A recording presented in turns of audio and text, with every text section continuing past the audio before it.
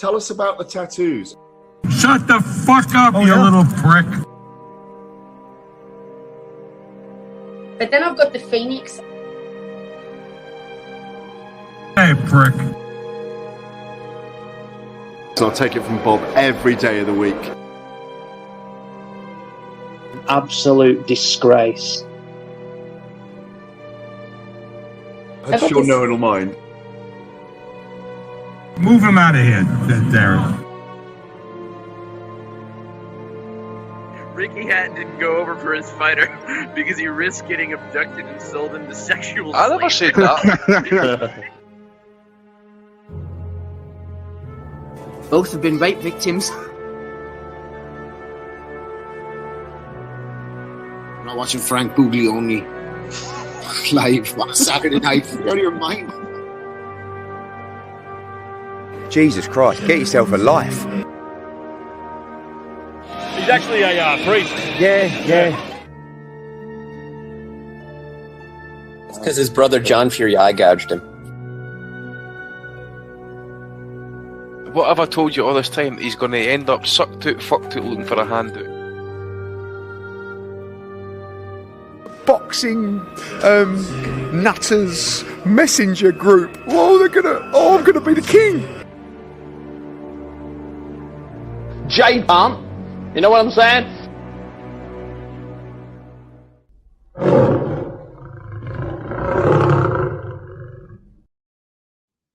Well, hello everybody and welcome to the 504th edition of the Boxing Asylum Nuthouse podcast. I'm your host Steve Wellings, and joining me on the call we have Ozzy Smith and Matty Di Giolonardo, going live on YouTube from 8 o'clock every Sunday evening. The Patreon RSS feed updates shortly after the show concludes.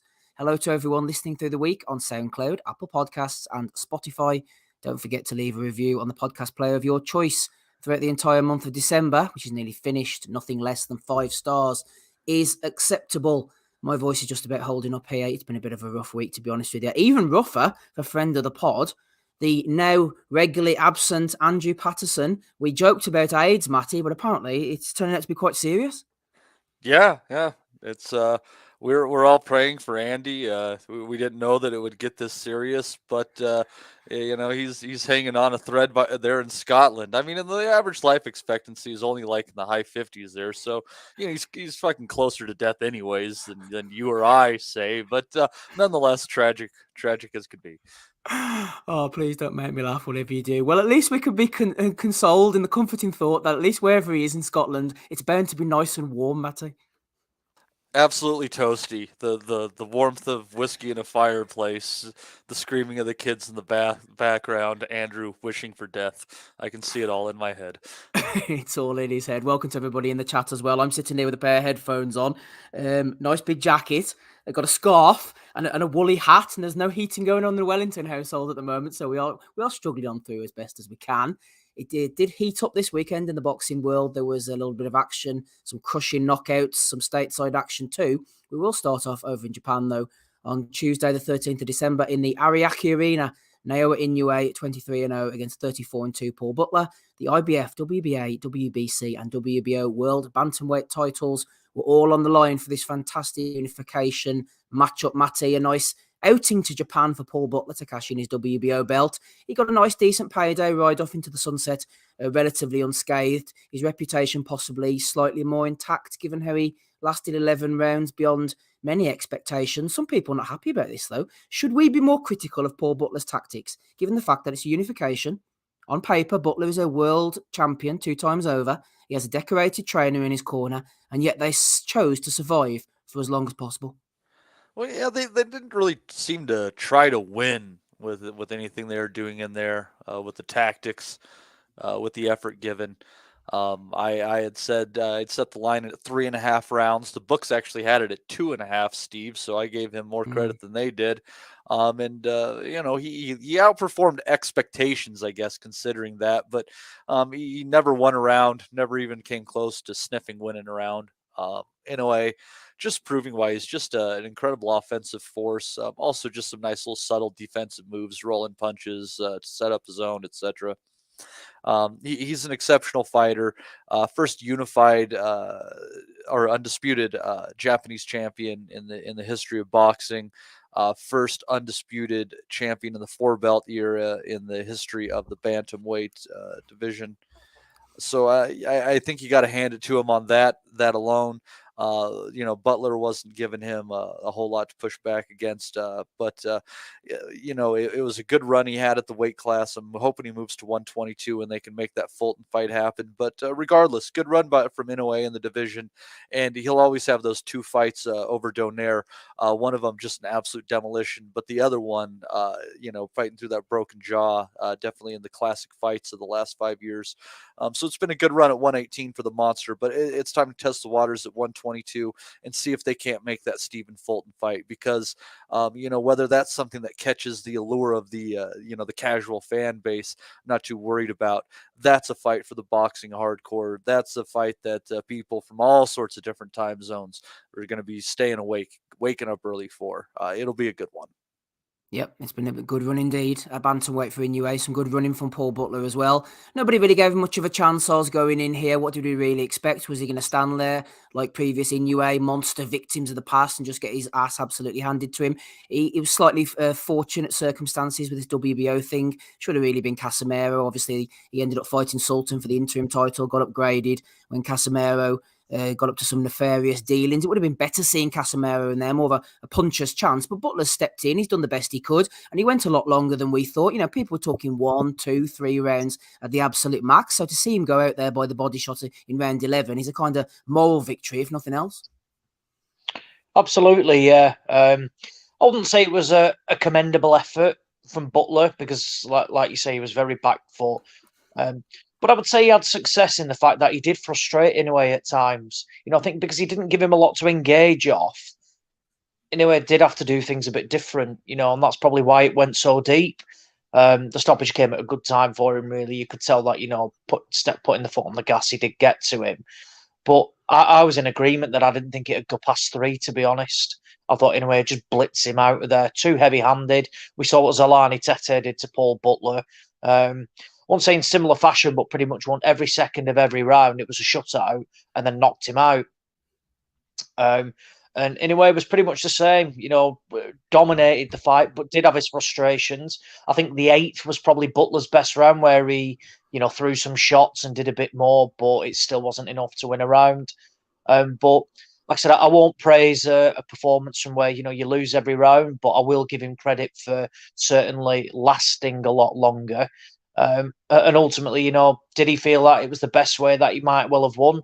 Probably. Butler's not got the power to disturb Inoue whatsoever. So why would he stand in the pocket and trade with him? If he was a huge puncher, I would understand that because you never know. If you land a big shot, it could be lights out. Butler's not got that power to him. So Joe Gallagher came up with a plan. And let's have it right as well, by the way. Paul Butler did not need to take this fight. He could have, had 2 or 3 defenses, earning money against substandard opponents, defending that title. Instead, he essentially took an opportunity, went to unify, and that was that. So, fair play. He stepped up. He went for all the belts, went out to Japan. He did a better effort than Jamie fucking McDonnell, if you remember that. Jamie McDonnell's who is in a way, he got his arse fucking handed to him. That's what happened. Whereas Butler, certainly different, but again, same outcome. I don't really know what Butler will do now, to be honest. I guess there's a couple of fights, like Cal Yafai fights potentially there this way. I'm not sure, the belts may well become, fragmented if Inoue does vacate. So he could well be, lined up for another shot. Who knows? As for Inoue, he's done everything he can at bantamweight, and it's up we go again, up to super bantamweight. Immediately, I've no doubt that, he doesn't need a warm-up fight going into, up to super bantam, in my opinion. He's certainly good enough. And if he does, is Casemiro still fighting now or not? Yeah, he fought recently in South Korea, of all places. He did J-Box last week. So I'll tell you what, and that was up at Super Bantam, actually. So, I'd like to see that, if he doesn't get, a world title opportunity next, then there's no reason why that Casemiro fight couldn't happen. But I've got to agree with Matty, to be honest. If there's one fight we do want to see, That's Inoue against Stephen Fulton. And again, he's a welcome addition to the super bantamweight division. And the belts will become fragmented at bantamweight. But as expected, really, he's done everything he can. What's the point in him hanging around there? And the likes of Nonito Donaire, Jason Maloney, Manny Rodriguez, they'll ultimately, Gary Antonio Russell, Lee McGregor they might look to manoeuvre him to get a world title shot. We'll see a whole host of different fights at that weight. But yeah, we certainly saw something a little bit different from Inoue on the night. But overall, it ended, as a lot of his other fights do, in emphatic fashion with a big KO. Yeah, it did. Now that the belts have kind of fragmented, Matty, seeing some of the Inoue victims fighting it out for the breadcrumbs, the scraps might actually produce some decent fights as Inoue moves on up. Talk to me about this Fulton fight then, stylistically, from a stylistic point of view. It seems like not really Father Time with Inoue, but Father Weight will catch up on him eventually. I think that will be his biggest enemy and present his biggest challenge. And Fulton is a real high-octane, very, very fast guy. Of course, he's with the PBC. Inoue is tentatively linked for all the good they do for him with Top Rank. Would they let him go over to the PBC to fight Fulton? Would Fulton come over in return? That could be a potential roadblock. But it does seem to me like the fight to make those two. How would you see that playing out stylistically, Fulton and Inoue? That one just intrigues me a whole lot because I think at the end of the day, it comes down to if Inoue can find the space to put his punches together and if his power can bother Fulton. Because we've seen Fulton box at distance. He's going to have a height and reach advantage over Inoue.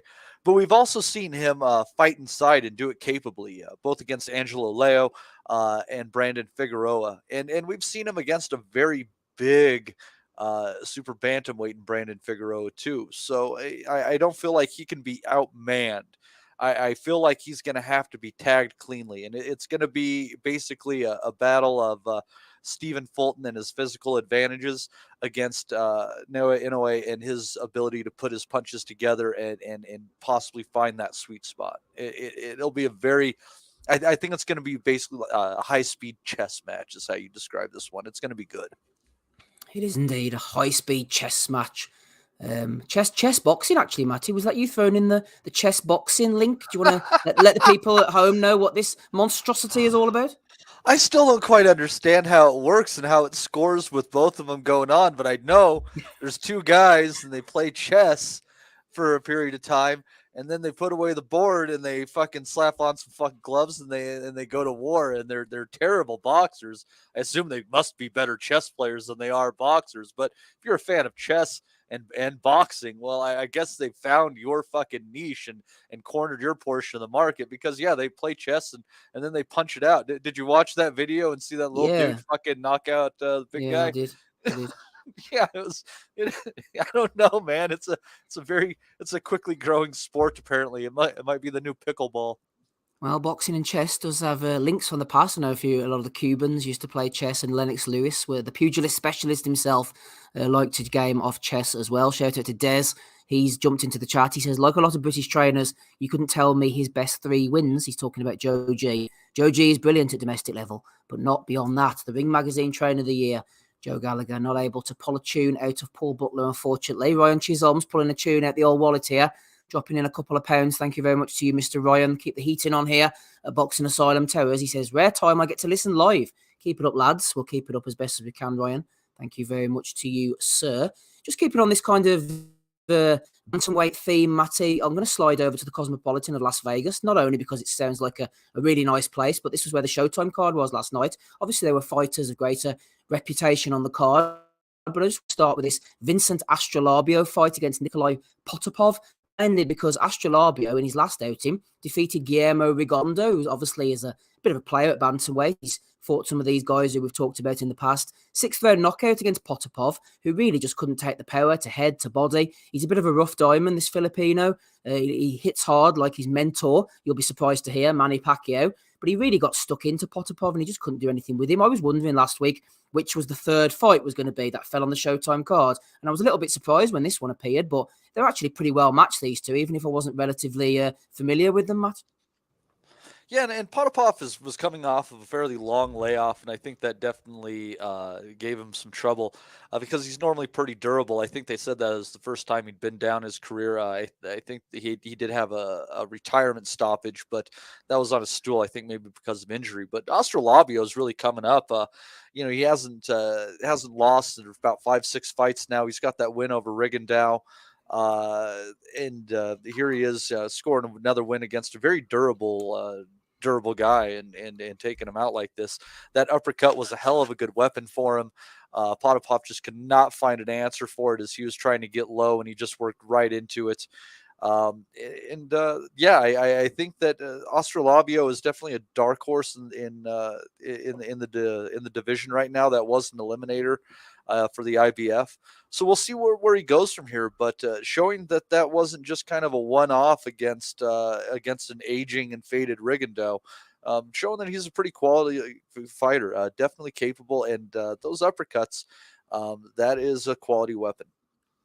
Yeah, as Matt Butter says in there, he's echoing Matty's sentiments. There really were some good uppercuts. Potapov had some decent combinations. He did. He threw well. He boxed as well as he could, but he just couldn't handle the power, and he kept going down. And in the end, the referee, Potapov, and his corner had just had enough and pulled him out of there.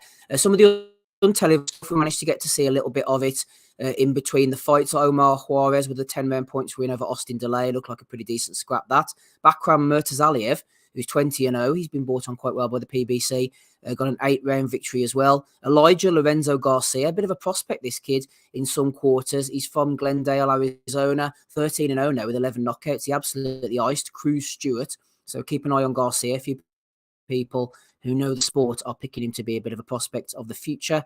Kenneth Sims Jr. beat the amazingly named Rock Dodler Myrtle with a 5th-round knockout as well. We mentioned Ray Robinson last week. He got a debut win over Victor Saravia. And forget about Floyd Mayweather.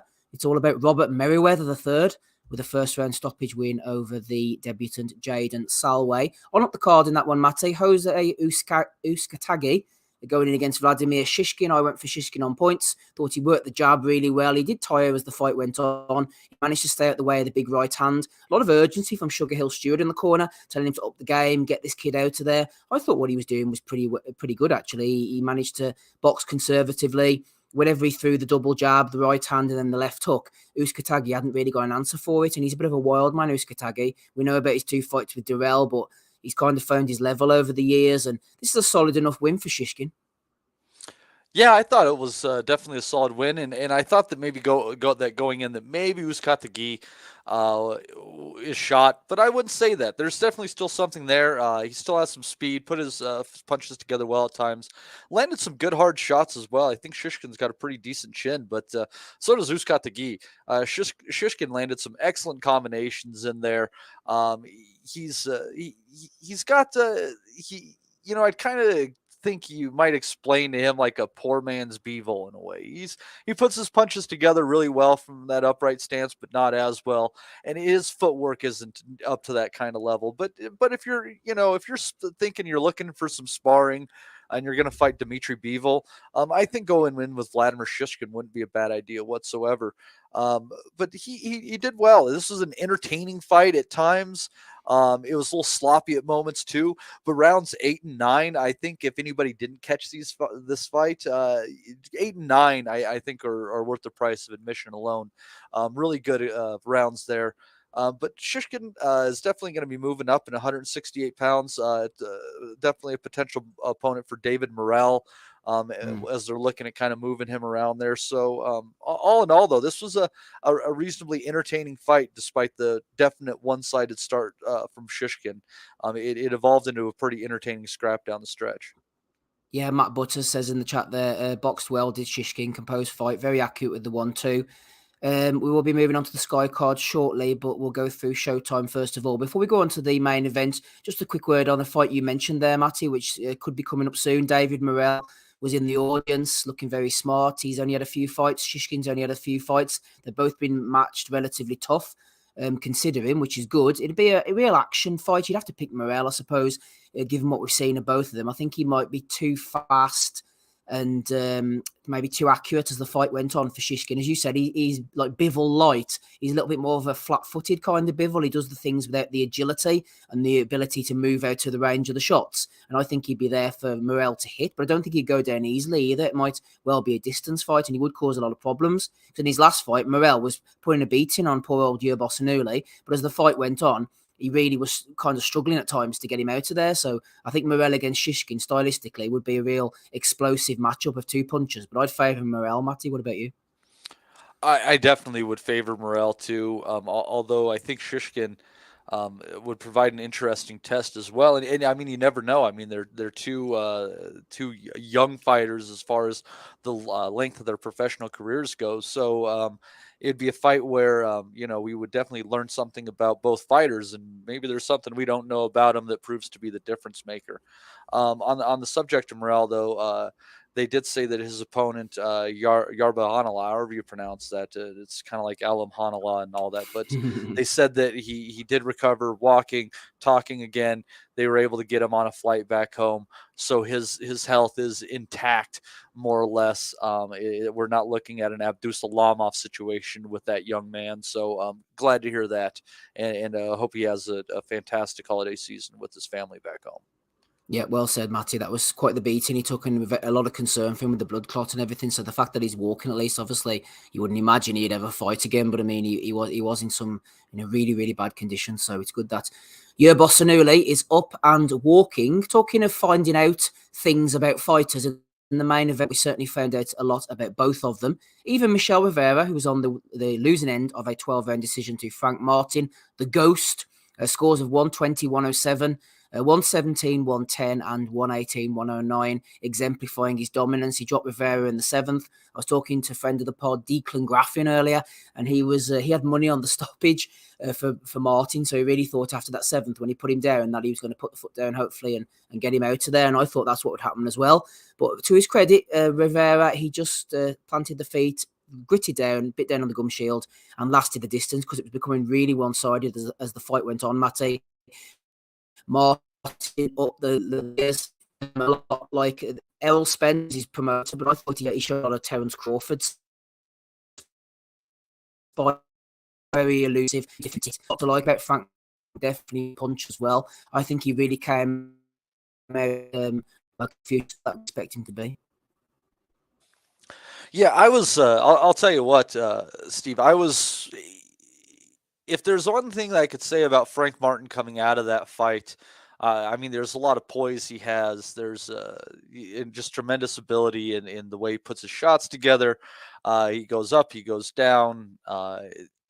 Definitely a lot of great attributes. But the thing that stood out to me the most in this stacked 135-pound division, with Lomachenko's skills diminishing fight by fight, I got to tell you that I think that he has probably the best, the foot movement in all of the lightweight division right now. He's got great speed. He moves around, cuts angles well. Definitely a lot of quality there, and you've got him and Keyshawn Davis coming up as well. It's a shame there with different promotional outfits, because this 135-pound division just becomes more and more stacked all the time. And yeah, some people are going to be evacuating to 140 pounds shortly. But even then, there's a lot to take their place, and you just hope that the talent that's coming up does end up facing the talent that is already existing at 135 pounds, and they don't find a generational gap on that one where they just don't ever run into each other, because there are so many mouth-watering matchups to be made at 135 pounds right now. It'll just blow your brains out. It's incredible, and we're looking at Tank against Ryan Garcia coming up here soon, and hopefully more and more of these fights get made, because it's a hot division with tremendous talent. And hopefully we see Lomachenko against Haney as well. But yeah, and Frank Martin, he's a new entrant in that category, because Rivera is a very good fighter. Don't kid yourself. But he ultimately, Martin did time that jab, took it away from Rivera. Didn't get the finishing shot with the hook like I had thought that he might be able to do. But nonetheless, exceptional fighter, exceptional performance, and just very excited to see where he might go from here. Absolutely. It'd be interesting to see where we go from here. Hopefully, between the throat and the internet, everybody can hear me. Am I sounding any better, Matty, or still on the robotic side? That was better, yes. Oh, good. That's great. Fibre optic broadband's in the area, everybody. So hopefully we'll have more than a 56k connection very shortly. That's what they're promising us anyway. Martin's 6th in the world on BoxRec. Where does he fit in, Matty, to the kind of guys around him? Your Cruises, your Nakathillas, your Jermaine Ortiz might be an interesting kind of one. Giovanni Cabrera as well. We've seen him recently. Zor Abdullayev. What would you like to do with Martin next at 135? I think that I would, I could definitely see him in a lot of different fights. Ortiz, I think that's a good fight. With Ortiz deserving something coming off that loss to Lomachenko again. You don't know if he's tied top rank or how that's going to work out there. I'll tell you what though, him against Usyk Cruz, that's a quality fight there. And I would definitely take him to beat Usyk though, but that's a good stepping stone. It's someone that has the fight against Gervonta Davis that you can do a little compare and contrast with. So yeah, if I'm PBC, I'm thinking I'm going to make Martin against Usyk Cruz next. Martin against Usyk Cruz on the PBC. Just to remind you, you are listening to the Boxing Asylum Nuthouse podcast, episode 504, depleted panel, but we're here still throwing punches as best as we can. Steve, that's me. Matty's here. Ozzy's here as well to talk about the Sky card. We'll go on to that shortly. First of all, let's have a look through the chat, see who's hanging around in there, which degenerates are swimming in the pond life for the chat. Avoiding the Browns here with us. Good evening to you, sir. Or madam, indeed. Matt Butters is here as well. David Joyce. We've got Des. We've got Mark Stanton. Jim McDonald Boxing. Budju B. Michael Thompson. That's Mikey T. Darts legend Chris Mason's here as well. Good evening to you, Chris. Ben Russell. Shout out. Ryan Ormerod. A member of the Nutters group. We've got MB. We've got Johnny Horsecock Nelson as Yoni. Adam Hughes is with us as we scroll on up, see who's hanging around. Who else have we got here? Any new names? Any new people? Albert Ross. We see Albert from time to time as well. Welcome to you. Number 1. Lithgow 1983. A couple more before we move on to the Sky card. Chris Billam-Smith, bit of Dan Aziz. Sarah Beck's here. Good evening to you, Sarah.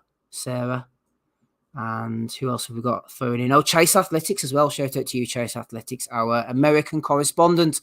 Over into Bournemouth then, Aussie, the Bournemouth International Centre. Benjamin Shalom is the promoter. We'll go fight by fight, shall we? First of all, clash of the big heavyweights here. A couple of big lumps. Can't fight for toffee, but it was bound to be exciting. Steve Robinson, Ivan Drago himself, 4th round KO over the big stiff idiot Nick Campbell. It was a fun fight, this. Put them together, 20 pounds difference. Got banged out, Mr. Campbell. What did you think of it? I thought it was a big upset, actually. We saw that Steve Robinson, and well, he's just not looked good at all, has he? When he's had a couple of opportunities on Sky, a bit of a following, lost to that, a bit of just an unknown journeyman who hasn't boxed since, actually. Even Ben Shalom just said people were laughing at him, taking the piss. So he's got this other opportunity. Nick Campbell, I think he was a bit of an amateur type of thing, from I think so, yeah. Anyway, yeah, just thought Campbell won the first couple of rounds pretty convincingly, but he just looked knackered, absolutely shattered. And the one thing that Robinson can do is punch. And yeah, I thought the stoppage was fair, to be honest. Seen a couple of people saying it was early, but Campbell was done, exhausted, taking big shots, and fair play to him, it just proves that, an early loss doesn't mean it's game over. Do I see any of them going on to the great heights of world level? Absolutely not. But, they might get around, compete for English, British titles, that sort of stuff. It wouldn't surprise me if the rematch happens straight away, but it could well happen up in Newcastle if they go back to, if Boxer are there next year. But yeah, pretty fun little shootout, wasn't it? Two relatively evenly matched heavyweights, not the best of standards, but it doesn't always need to be. And yeah, great win for Robinson, who certainly probably put a few doubters to close them out for at least the next couple of fights, to say the least. Also on that undercard, Aussie, Michael McKinson, he got in a sort of standard 6-rounder. Caroline Dubois looks like an impressive female prospect, actually. She puts her shots together really nicely. She's She's a good puncher as well. And Corey Gibbs in our fight that we were keeping an eye on, 17-0 against old Jimmy First to the shots here, with his opponent constantly losing his gum shield. That was completely bizarre. Yeah. Well, I didn't see the McKinson fight, but he was in just a pretty standard run out, to be honest. Thought Dubois looked excellent, but she was clearly bigger than her opponent. But, take her from her debut where she struggled with, an opponent of lesser quality, and she went the distance. She's teamed up with Shane McGuigan, and, she looks the real deal, got power. Like you say, puts her shots well together. There's no fucking about with her, is there? I think, I think she's stepping up to an 8-round early next year. And then, they'll look to progress her, keep going through the levels. But, she looks the real deal. And as well, what is a rarity is she's a female fighter that brings knockouts. There's not many of them around, in all honesty. So, loads to like. And then Jimmy First, I thought a deserved winner, in my opinion, a worthy winner. I did watch the fight in a pub last night, but for me, it was just his relentless pressure that Gibbs just didn't have a clue what to do.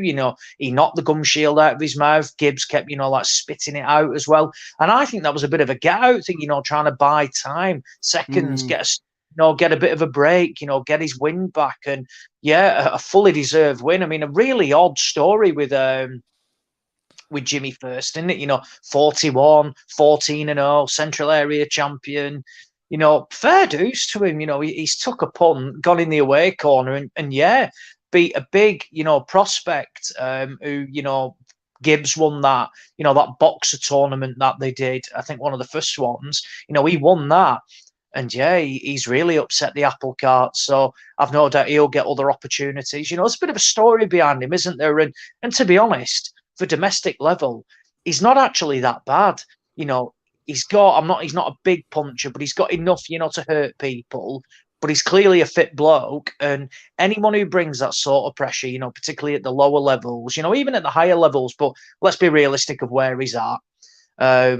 He's always going to cause problems if you can't keep him off you. He wasn't deterred by Gibbs's power, and he just kept coming forward. So, probably the story of the night, to be honest, in terms of, a bit of background and something a little bit different. So, I've no doubt he'll certainly get other opportunities. And then the main event itself, Billam-Smith against, I forget the opponent's name, but fun fight, really. I thought it was a bit of a mismatch, to be honest, but then I was watching the pre-fight build-up, and McGuigan, a couple of other lads spoke about the Masternak fight and how he had Masternak wobbled. Now, he ended up getting knocked out, but I thought, well, Masternak's a big lump and has a decent chin, so he must clearly be able to dig, and can cause problems if he's hurting somebody like that. And look, Billam-Smith got hurt last night and was definitely buzzed, but what he did do well is he bounced back and then produced, I think, the knockout of the year. Fantastic, brutal knockout. Obviously hoping that the opponent is fine. I think he is. But what an impressive knockout it was. And the guy just put shots well together. And, Billam-Smith, he's by no means, I think, world level maybe a step too far. But there's nothing wrong with that at all. Let's have it right. I think when he turned over, he was happy if he won a Commonwealth title. He's now won Commonwealth, British. I think he might have won an English title, European. So he is more than a worthy challenger now to go and get an opportunity for a world title. He's ranked highly. If he wants Opataya next. Yeah. They're looking to bring him over to the UK next year, fight him at Bournemouth Stadium. I think it's the Vitality. Every chance, Sky, Billam-Smith, if he's, he sold out that Bournemouth arena last night by all accounts. So, it's a good venue, I like that venue. I've always said it's like with Warren going back to Telford and stuff like that. You don't need to be in these massive, like arenas, stadiums type of thing to have a good atmosphere. Sometimes, 3,500, 4,000 in a 5,000 seater stadium is better than 4,000 being in a 12,000 seater stadium, but having the black curtains out. It's good to see, promoters trying different areas. I mean, pre Billam-Smith, I couldn't tell you the last time any promoter went to Bournemouth. really. And, they've got to do it now. There isn't that many big names to go and sell out all these, huge arenas in the UK, like the Manchester Arena, O2, Wembley, that sort of stuff. So it's good to see. And, there was a decent atmosphere there last night. So, yeah, he wants Opetaya, completely different, like levels. But, ultimately, he's got to. He can clearly dig Billam-Smith. I mean, look, we'll talk about the fight if it gets made when it does. But that can only happen if they're eyeing up a football stadium in Bournemouth. That's only going to be next summer. So it's going to be interesting. But yeah, I wouldn't say it was a magnificent card by Sky last night, but there was a couple of fun fights on it. The main event, Dubois, and obviously Jimmy First, who, like I said, for me was the story of the night. A quick word, Ozzy, before we go over to Matty on Billam-Smith on Dan Aziz. Chipped away against Rocky Fielding. I thought Fielding was very, very passive. I thought he really was. Yeah, I forgot about that fight actually. Yeah, another. I thought Dan Aziz looked 2 levels above. I thought Fielding missed weight but looked heavy as well. Didn't look good for a guy who was at 168 previously. He looked like he bombed the weight basically, and just was, the fact that he didn't even want to lose a pound when the British title was on the line tells me that, was his heart really in it? Was he just seeing what was there? What did he have left? And the answer is not a lot. Aziz just beat him up, bust him up, and the stoppage was right. And, there was no complaints from Jamie Moore, Nigel Travis or Rocky Fielding. I think he was just there just to see what he had left. And when you're putting in performances like that, I think it's time, and I think Fielding will probably do the same. He'll call quits on his career. As for Aziz, there's ways of beating opponents. It would have been easy for him to labour, to a points win, but I've got the win over Rocky Fielding. But actually, he bust him up in pretty decent fashion, and it was more his performance that was impressive rather than, it being a fantastic win, if that makes sense. It was the way he dismantled him that was good. And he's going to be a difficult guy to beat, particularly domestically. He puts his shots well together. He's got power. He's got an engine. There's a lot to like about him. There was talk about the Lyndon Arthur fight, happening early next year potentially. That's a fight I definitely want to see. Why not? A good domestic fight. So yeah, Aziz, the building and, not a bad little stable boxer. They've got some decent, the likes of Billam-Smith, Aziz, the fighters that you not necessarily have a massive headliner, but if you get, 3 or 4 of these blokes on the card, Sam would, put Dubois on there as well, you can build decent cards without, having like a massive name and then a poor undercard underneath. You've actually probably got a better card with more depth because, some of your fighters just aren't, mainstream fighters yet. So they yeah, should do that. The people who are putting out the content should give us like 2 of those cards a month, and then a big name card, and the undercard might be shit. Whatever, it's a main event attraction. Yeah, give us that and build up regional stars, just like they do Terrence Crawford in Nebraska. And you guys have way more local appeal than we do in the United States, because I mean, and it's all that football club culture and shit like that, and why they're not grabbing onto that more and building regional stars with whatever records is beyond me, because there's plenty of money to be made in these places. 5,000 people in a place and it's sold out, that means everyone wanted to be there.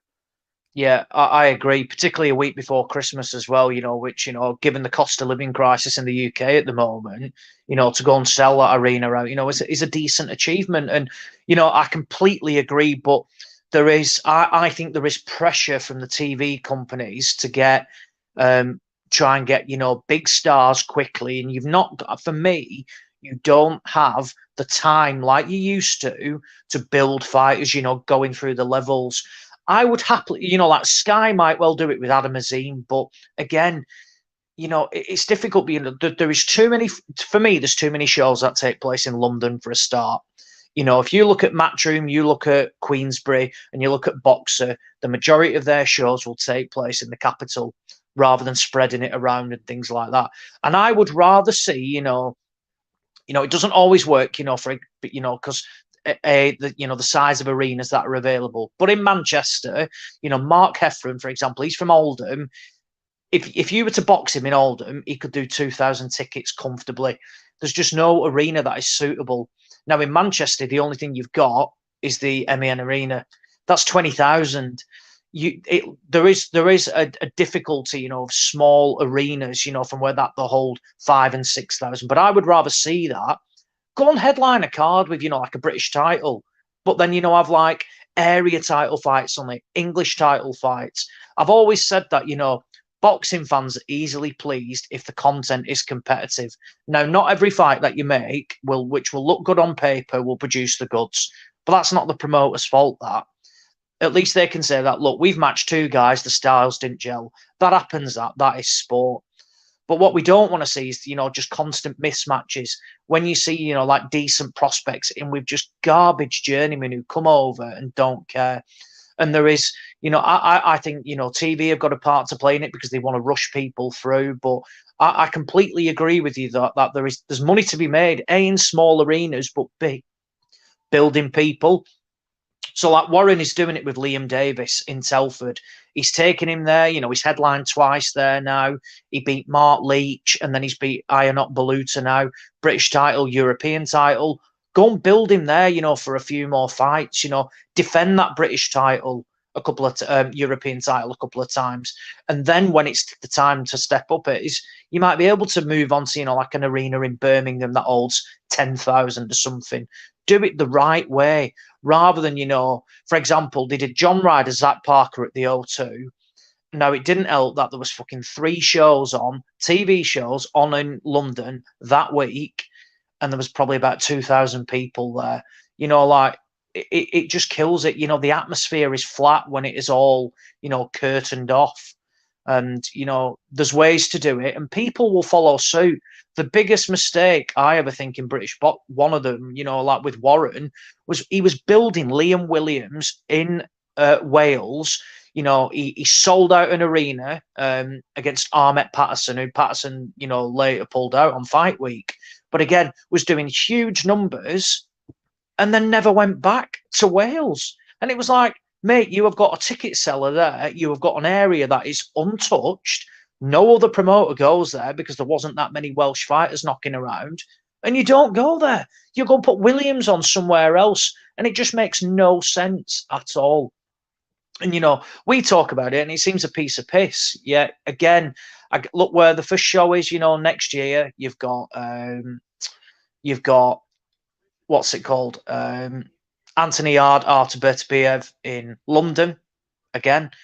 Where is Liam? You've got Billam-Smith, Eubank Jr. Is that at the Manchester Arena? So that's good. So that's something a little bit different. You then have Taylor Catterall, which again is in Scotland. But the one thing is that Taylor will sell in Scotland. Yard, I get, is a London lad. But then you've got Smith, who's a Scouser, Eubank Jr.'s, from Brighton. But then again, Matchroom haven't announced any shows yet. But then, you were looking at some of the cards and they've got already lined up Wembley Arena, the O2, 2 London ones. They might take Lee Wood to Nottingham potentially. For me, if you want to build fan bases, you can't expect everybody to travel to the capital every time. There's a lot of fans who want to watch boxing, but they're not all southern based. There's some decent arenas, the Echo, ones in Birmingham, even the smaller ones. They're ready, they're available. Take fighters there, build them properly, and then when you go to the bigger shows, these lads will start bringing 3,000 with them because people have followed him, from the smaller hall in inverted brackets, but on telly to the big time. Yep. No, well said, Matty. By you as well in the Omaha, Nebraska scene last weekend. What about the knockout from Billam-Smith? I tell you what, it was an absolute cracker, wasn't it? When you see someone just go down in installments, head banging off the canvas, that was a late contender for Fighter of the Year. And I tell you what about Billam-Smith as well. He's a tough guy. He had to come back from a real... He was buzzed in that second round. He had to hold on. The crowd got behind him and pulled him through, but he showed quite a lot of assets to his game, but especially punching power, Matt. All I saw that fight was the knockout. I didn't get a chance to catch anything else. I had to catch up with the DAZN card today, but that was a great shot. kind of delayed reaction. He stood him up and head shook around a bit and then flat on his ass. It was I am a lover of the great uppercuts, and that is definitely among them. I don't know if that's going to be the knockout of the year for me. Definitely a great shot. If we're talking like year-end awards here, I kind of almost think that Lee Wood against Mick Conlon is going to sweep a lot of what I'm looking at there. Because that knockout, knocking him out of the ring, and it being the deciding factor of the fight, there's just a lot of different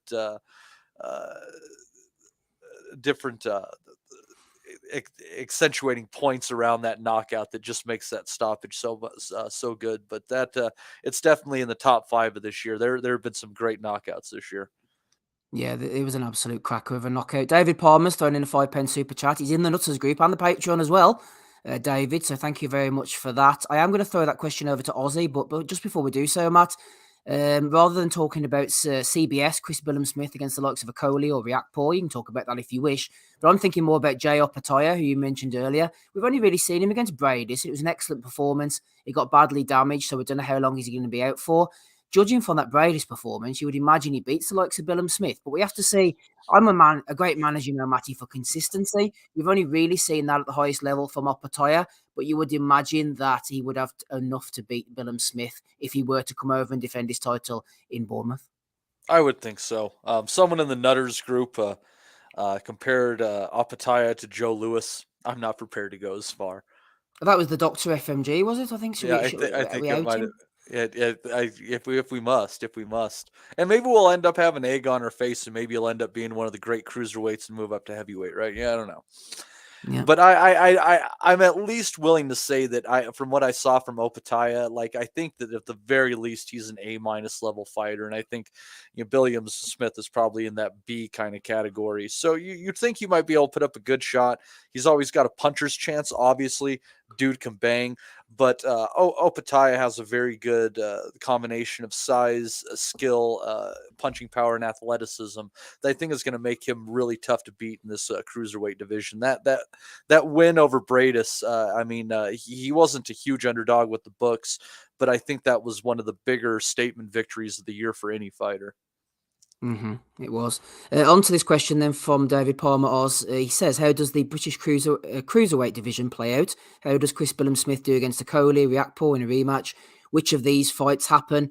I think both of these fights are pretty dangerous for Billam-Smith because he is tough and he can definitely punch, but he does like leaving his chin out to dry it sometimes and getting involved in a bit of a scrap. And I think that's meat and drink to two massive punchers, especially Riakporhe, who likes to get rid of people, and a Coley who's showing that real accuracy, that devil lately under Shane McGuigan. Yeah, well, the Okolie fight wouldn't happen because they're part of the same camp. So it's kind of pointless. I never even thought about that. It's literally kind of a bit pointless in talking about something like that, unless one of them leaves, which I think is incredibly well. Okolie's technically left McGuigan at the moment because he's moved out to Dubai, but he's clearly got a lot of promotional issues going on at the moment, which kind of. But I think if he was to come back to the UK, he'll go straight back to McGuigan. But Okolie would beat Billam-Smith, and I think he'd knock him out as well. The Riakporhe fight, I think, is a lot closer.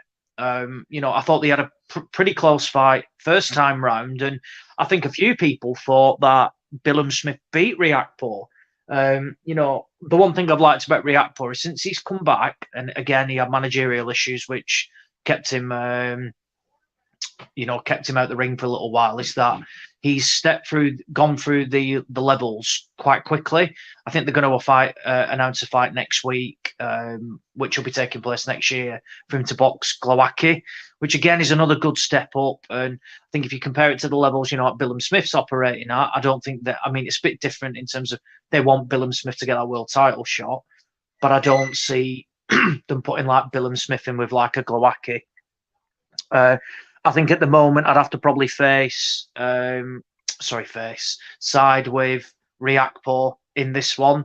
But again, with the power that Billam-Smith showed, he's legit got a chance against pretty much anybody. Because like I said, that wasn't, just knocking out a complete bum as such, like someone who just looks a level below.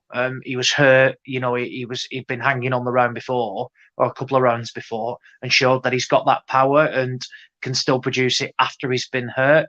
But yeah, I think you're probably side with Riakpo, but it's close. Whereas Okoli, look, they're not going to fight, but I see Okoli as like a level above any other domestic cruiserweight comfortably. I'd even go as far as saying that Okoli's probably the best cruiserweight in the world. Yeah, I think so. Speaking of your domestic cruiserweights, I got a question for you guys. I was trying to pin this fight the other day, and I don't think I could quite do it, but it was an absolute shit show of either a cruiserweight fight or a light heavyweight fight with you guys. And for some reason, I'm thinking it was Ovil McKenzie against Enzo Macronelli, where they like rang the bell like a minute early in one of the rounds, and then it was a quick stoppage. Yeah, they did fight, but it wasn't the early bell in the Macronelli Shane McPhilbin fight. Something tells me. Oz, maybe so. you can remember that one. Like I remember it was an absolute shit show. Like, and it was like maybe so blatant.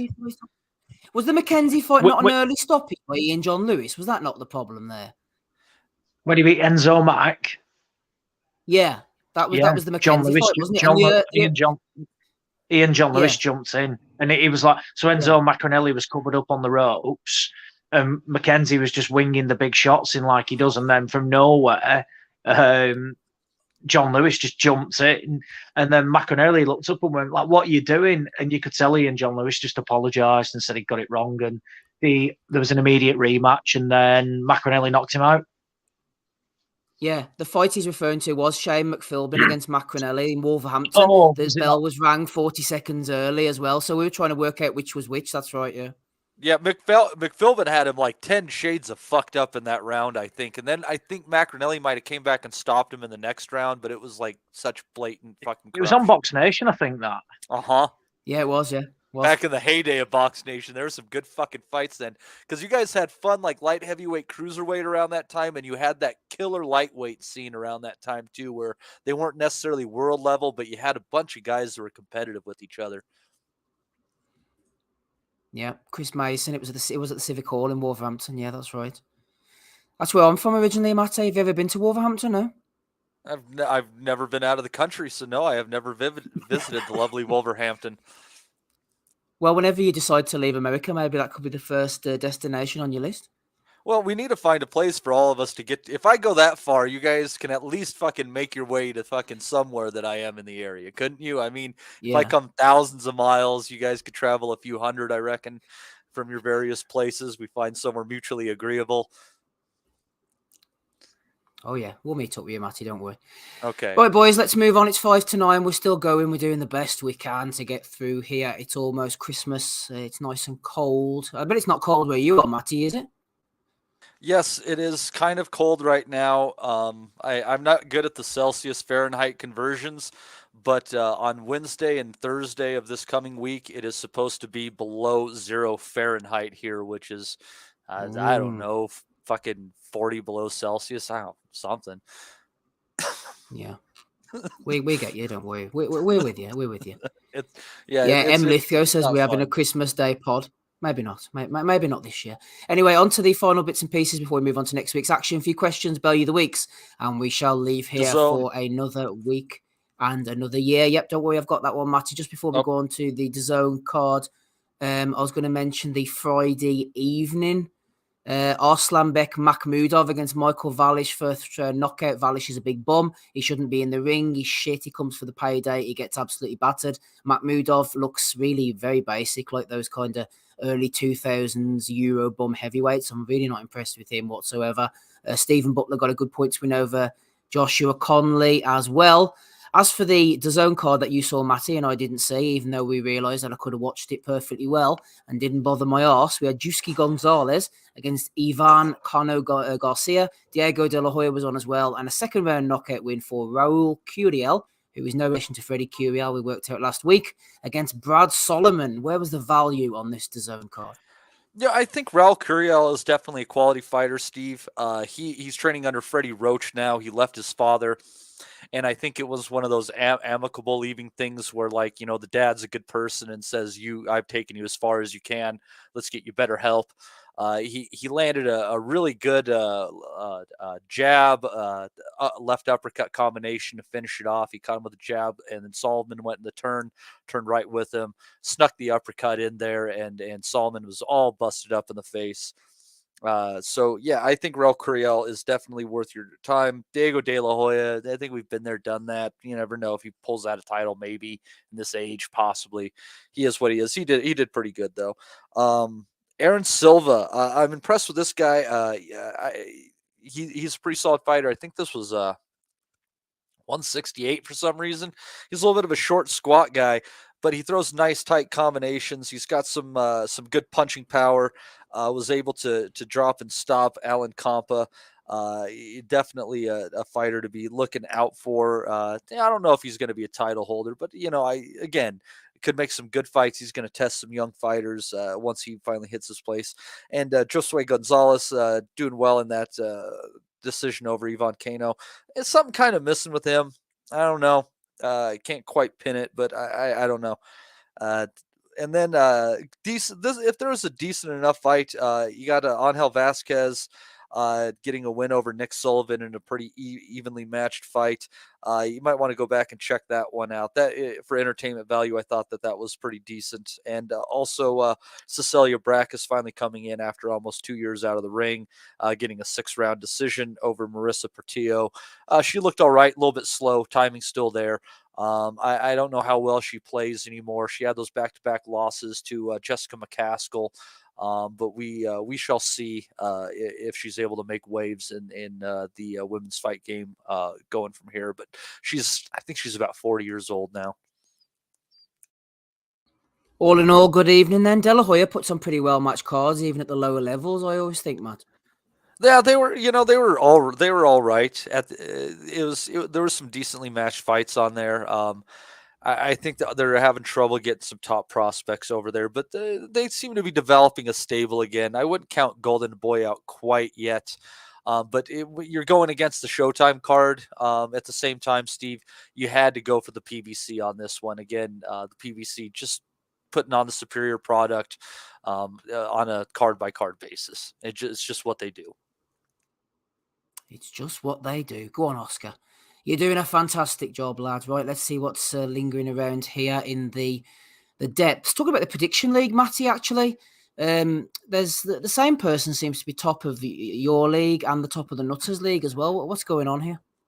There seems to be a theme, Steve, and we're not even going to pick this week because you're 7 points up. So even if I had 2 fights to find, you closed it out. So good job for protecting the Boxing Asylum's money. You talented bastard, you. We will be going into a different way, doing it next year, doing seasons. So that way, if you decide to jump in the Patreon group and you want to get in Joe Kennedy's league, you might only have to wait a few weeks until the next season comes about. And we'll be doing 4 separate seasons and changing up the rules a little bit. But Mr. Wellings, it appears they have been spreading nothing but nasty lies about you for all these years. And we finally have the proof that you are not the scum of picking fights. That's me. I'm the scum of picking fights, even though I picked Jimmy first. I ended the year on a W, Steve. I ended the year on a W. Yeah, you did. So did Jimmy as well. We also got this in this week, so thanks to everybody who's been listening throughout the year 2022. Snapshot, total listens, total views, 6.6 million watch times. This is only on YouTube as well, by the way. This doesn't include Spotify and iTunes and all them other places. 6,875 likes. 443 new subscribers, and February was the month with the most views there, Matty. So 242,200 something total views and 6.6 million watch times. These sad bastards need to get alive. We're at least as popular as Carrots. I think, Steve. Yeah, We're exactly. at least worth a carrot, I think, at this point in time. So go us. And thank you to everyone for all of your support. You guys are fucking awesome. If you guys dropped off, we just wouldn't do this anymore. And but you keep us going week to week to week. And except for Andy, he's finally petered out. He's dying. But other than killing Andy, you've done a good job. Well done, everybody. We'll keep going as best as we can tonight. Holt has thrown in a question over on patreon.com/boxing asylum. He says, what do you see Purple Aki in with next? Who do you want to see Purple Aki in with next? He's talking about Daniel Dubois, by the way. He said, I've seen he's fighting a cruiserweight this week in Kevin Lorena. This is from a few weeks ago. Ever since Joyce, Aki's matchmaking has really been utter dross. Bloody pointless fights against road sweepers.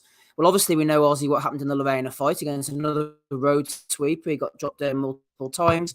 He has been fighting shit, but he has picked up this belt as well. They're talking about him fighting Alexander Usyk. What's going on with Daniel Dubois at the moment? Because the look of him falling down those 3 times against Lorena, that's a real concern to me. Well, it's been revealed that he tore his ACL on that first knockdown. Oh, okay. So it kind of makes sense, really, that if he did tear his ACL, you're going to struggle to put any weight on that leg. And one thing I would say, it was a testament to the corner work, but him as well, that ultimately in that Joyce fight, he did look for a bit of a way out. Well, he did. Obviously, he did have a bad eye injury, but it would have been easy for him to do it again. And I think the second and third knockdowns are more about him taking a knee. And even said, like, the first time, like, what's wrong with my knee? And that this scans reveal. So he'll be out for 6-7 months as a bare minimum with an ACL injury. The one thing I would say is that, yeah, it's not great that, we got caught off Lorena, but I actually didn't think Lorena was a bad opponent, to be honest. Let's have it right about how old Dubois is. Forget the belt, but if he was matched, what's he had, about 18, 19 fights? I don't think that's that bad of a step up for Lorena, and Lorena's been at heavyweight, for a little while now, and, he's beaten, the initial, gatekeeper type of people, that sort of stuff, your standard heavyweight wins. Is it great? No. But is he the first heavyweight that's taken a shot and been caught early? Absolutely not. I was more impressed in the way that, he bounced back and just bullied the fuck out of Lorena and the way he knocked him out. I thought the stoppage was poor, but at the same time, it would have come early in that next round as well because Lorena was done. So yeah, look, I don't know who they'll match him with next. There's not a fucking chance it'll be Usyk, that's for sure. Absolutely no chance. But I think, look, he's got a good team. I like McGuigan. I really like him. I think he's the best trainer in the UK. And I think, look, forget about, the financial irregularities that they've had previously with other fighters. But in terms of, guiding careers, I'd say they're some of the best about. So, yeah, who are they matching with next? I'm not sure. I don't think there's anybody domestically that they'll put him in with. There's a fight coming up in January between Oscar Rivas and F.A. Ajagba. And I think that against the winner of that, I think that's kind of where I see. Is that on Bridgerweight? I don't know what the fuck they're calling it, Oz, and I don't know if anyone fucking cares at the end of the day. I would look at getting Dubois in with people like what's it called? Robert Hellenius, someone like that, Adam Kalnacki. They're not brilliant, top world level people, but they will still present, certain tests. Lorena, I think, beats some, the heavyweight division is not deep. And I think Lorena, has got a part to play, with performances like that. And Dubois is a big puncher as well. That power is legit, and that, what's it called? In that Joyce fight, he was in that fight. It was incredibly close. Let's look at the way Joe Joyce busts Joe Parker up and stuff like that. So, I think that Joyce, defeat, every time Joyce puts in better performances, it actually gets bigger. In terms of actually, it's not a bad, it's the way it happened, but he did have a busted eye, but he was well in the fight. Well, I guess the question for us is like kind of moving forward. It's like, is Joyce going to turn out to be more like David Tua, George Foreman in like the big immovable object kind of fighters? Yeah, it's tough. I don't know really. I mean, look, I think he's an hard night's work for anybody, and I think it's a terrible fight for Tyson Fury. I do really too. do. Yeah, I think it's a really difficult fight, and I think he's a hard night's work for anybody. To be honest, he's got power. He's got a brilliant engine. He just bulldozes his way forward constantly, and he is getting better as well. I enjoyed the Parker fight. I thought he was a lot better in that as well. One of the better heavyweight fights since that wasn't involving Wilder and Fury in recent memory. Yeah, completely agree with that. But yeah, going back to the Dubois thing, I don't think there's any rush with Dubois. You forget he is a baby. What is he? 25, and he's had 20 fights, and he didn't have loads as an amateur either. So, he's a young heavyweight. He can potentially only be peaking, in the next 3-4 years, potentially. So, I think there's fights to be made with him. Like I said, I'd be looking at, guiding him slowly, but still, getting different styles.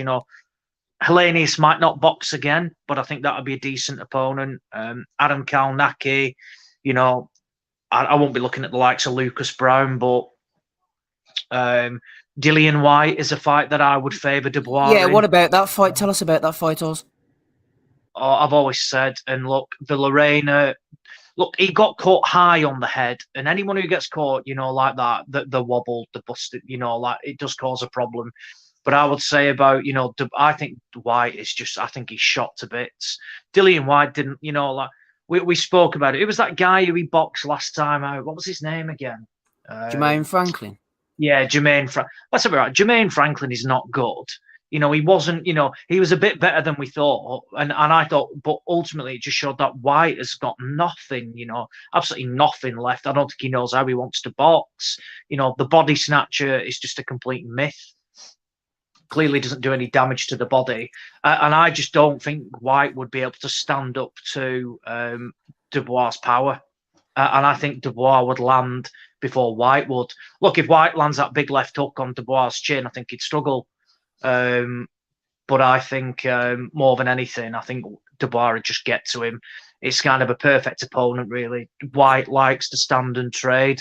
And I think he'd just walk onto a shot. And White has not got the best chin at all. We've seen that, you land on him now. Franklin had him buzzed. I mean, fuck me, and this was a guy who went the distance with that bloody Pavel Sauer and stuff like that. Let's have it right, come on. So, yeah, I think Dubois would just be too much for Dillian White, really. And I don't think White will take that. White is Chisora 6 or 7 years ago. I mean, that's really his level. You kind of got to give credit to Eddie and everyone for getting him as high and noted as he got to, because I really don't think he's any higher than Derek Chisora's level at any moment in Dale Boy's career. Chisora was better, mate. Chisora won more titles and more meaningful titles than what's it called? Than Dillian White. I don't think White's won a mean.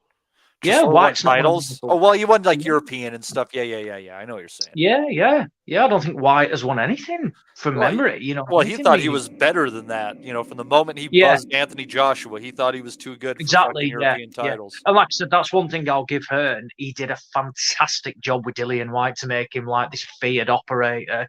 It was millions and millions of pounds. A hell of a lot more than some fantastic, fighters that have retired and stuff like that. And White is probably one of the sport's top earners over recent years. And yeah, he's just a standard heavyweight, really, isn't he? Very much. If he was from the United States, he would be like a kind of Jason Gavern type, I think you're doing him a bit of disservice there. Gavin Dillian White, really? He'd be like Fat Joey. Now, Chris Ariola, I'd say maybe, but not Gavin. Yeah. Do you think? That'd be an opponent for Dubois as well, Ariola. People like that. You don't build him. I get, if they got that opportunity to fight Usyk, if he gets beat off Usyk, it's not going to ruin his career. And, they're going to take that opportunity to fight for, all the titles. But yeah, for me, if they can avoid it, I would be doing naturally. Okay, thank you for the question, Holt. We do have another question from old Matt Butters, aka Slippery Butters, in the chat there. Before we go on to that, there is a show on New Year's Eve. It won't be our show, Matty, but it'll be the Japanese, Joshua Franco. He's the WBA super flyweight champion. He's had 3 fights with Andrew Maloney now.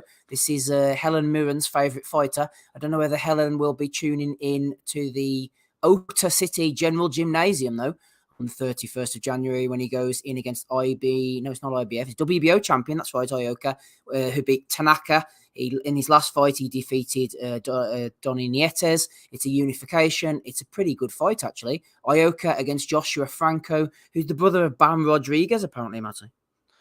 Yeah, and I wish Andy was here to talk about this one, because this is definitely right up his wheelhouse. Ioka coming off that victory over Nietes in the rematch, beating him much more soundly than the first time around, which I think might have been a draw, or it could have been a draw. One or the two. It was much tighter. But Ioka is definitely getting older. I mean, he's had a lot of years in the ring, early champion, moved up the weight classes quick, picked off a lot of titles, beat a lot of fantastic fighters along the way, won some, lost some. But this fight, very, very close to even in the books. Franco's just a slight underdog in this one. But I know, triangle theories don't work so much, but I don't rate the Maloney brothers that high, Steve. And I know he did just fine, coming out of I thought the second fight might have been a shit show, but the third one he came out just fine. My feeling on this one is Ioka on a points decision win. But there's a reason that it's close. Maybe there's something that the people that make the big bucks are seeing that we might not be seeing on this one. Something stylistically that Franco is going to bring to the table. But my hunch is just the experience gap is just so huge between these two fighters that I've got to side with Ioka on a points victory. Yeah, I agree with you. I think Franco is talented enough to keep it relatively close and competitive, but you'd like to think with him being in Japan as well, Rodon, his experience levels. I'm with you, Matt. I think Ioka on points, and he's having a bit of a swan song of his career, isn't he, Ioka? He's really turned things around, and he's making good money for himself. Yeah, he's doing really well. And I know that, he's getting ever closer to the end of his career, and he keeps hinting at it. And even though there might not be a title on the line, I would really like to see him go up to 118 for one last fight and Donaire to have one last fight to be against each other, because I think that's a hell of a good scrap. And I don't, and I think they have enough, in common in the weight classes that they fought in that you wouldn't see it as too insane. I mean, especially considering the way that dispatched of Donaire as well. So we'll see what happens with that one. But Ioka has to get through Franco first. Good enough operator. And that's going to be on New Year's Eve in Japan.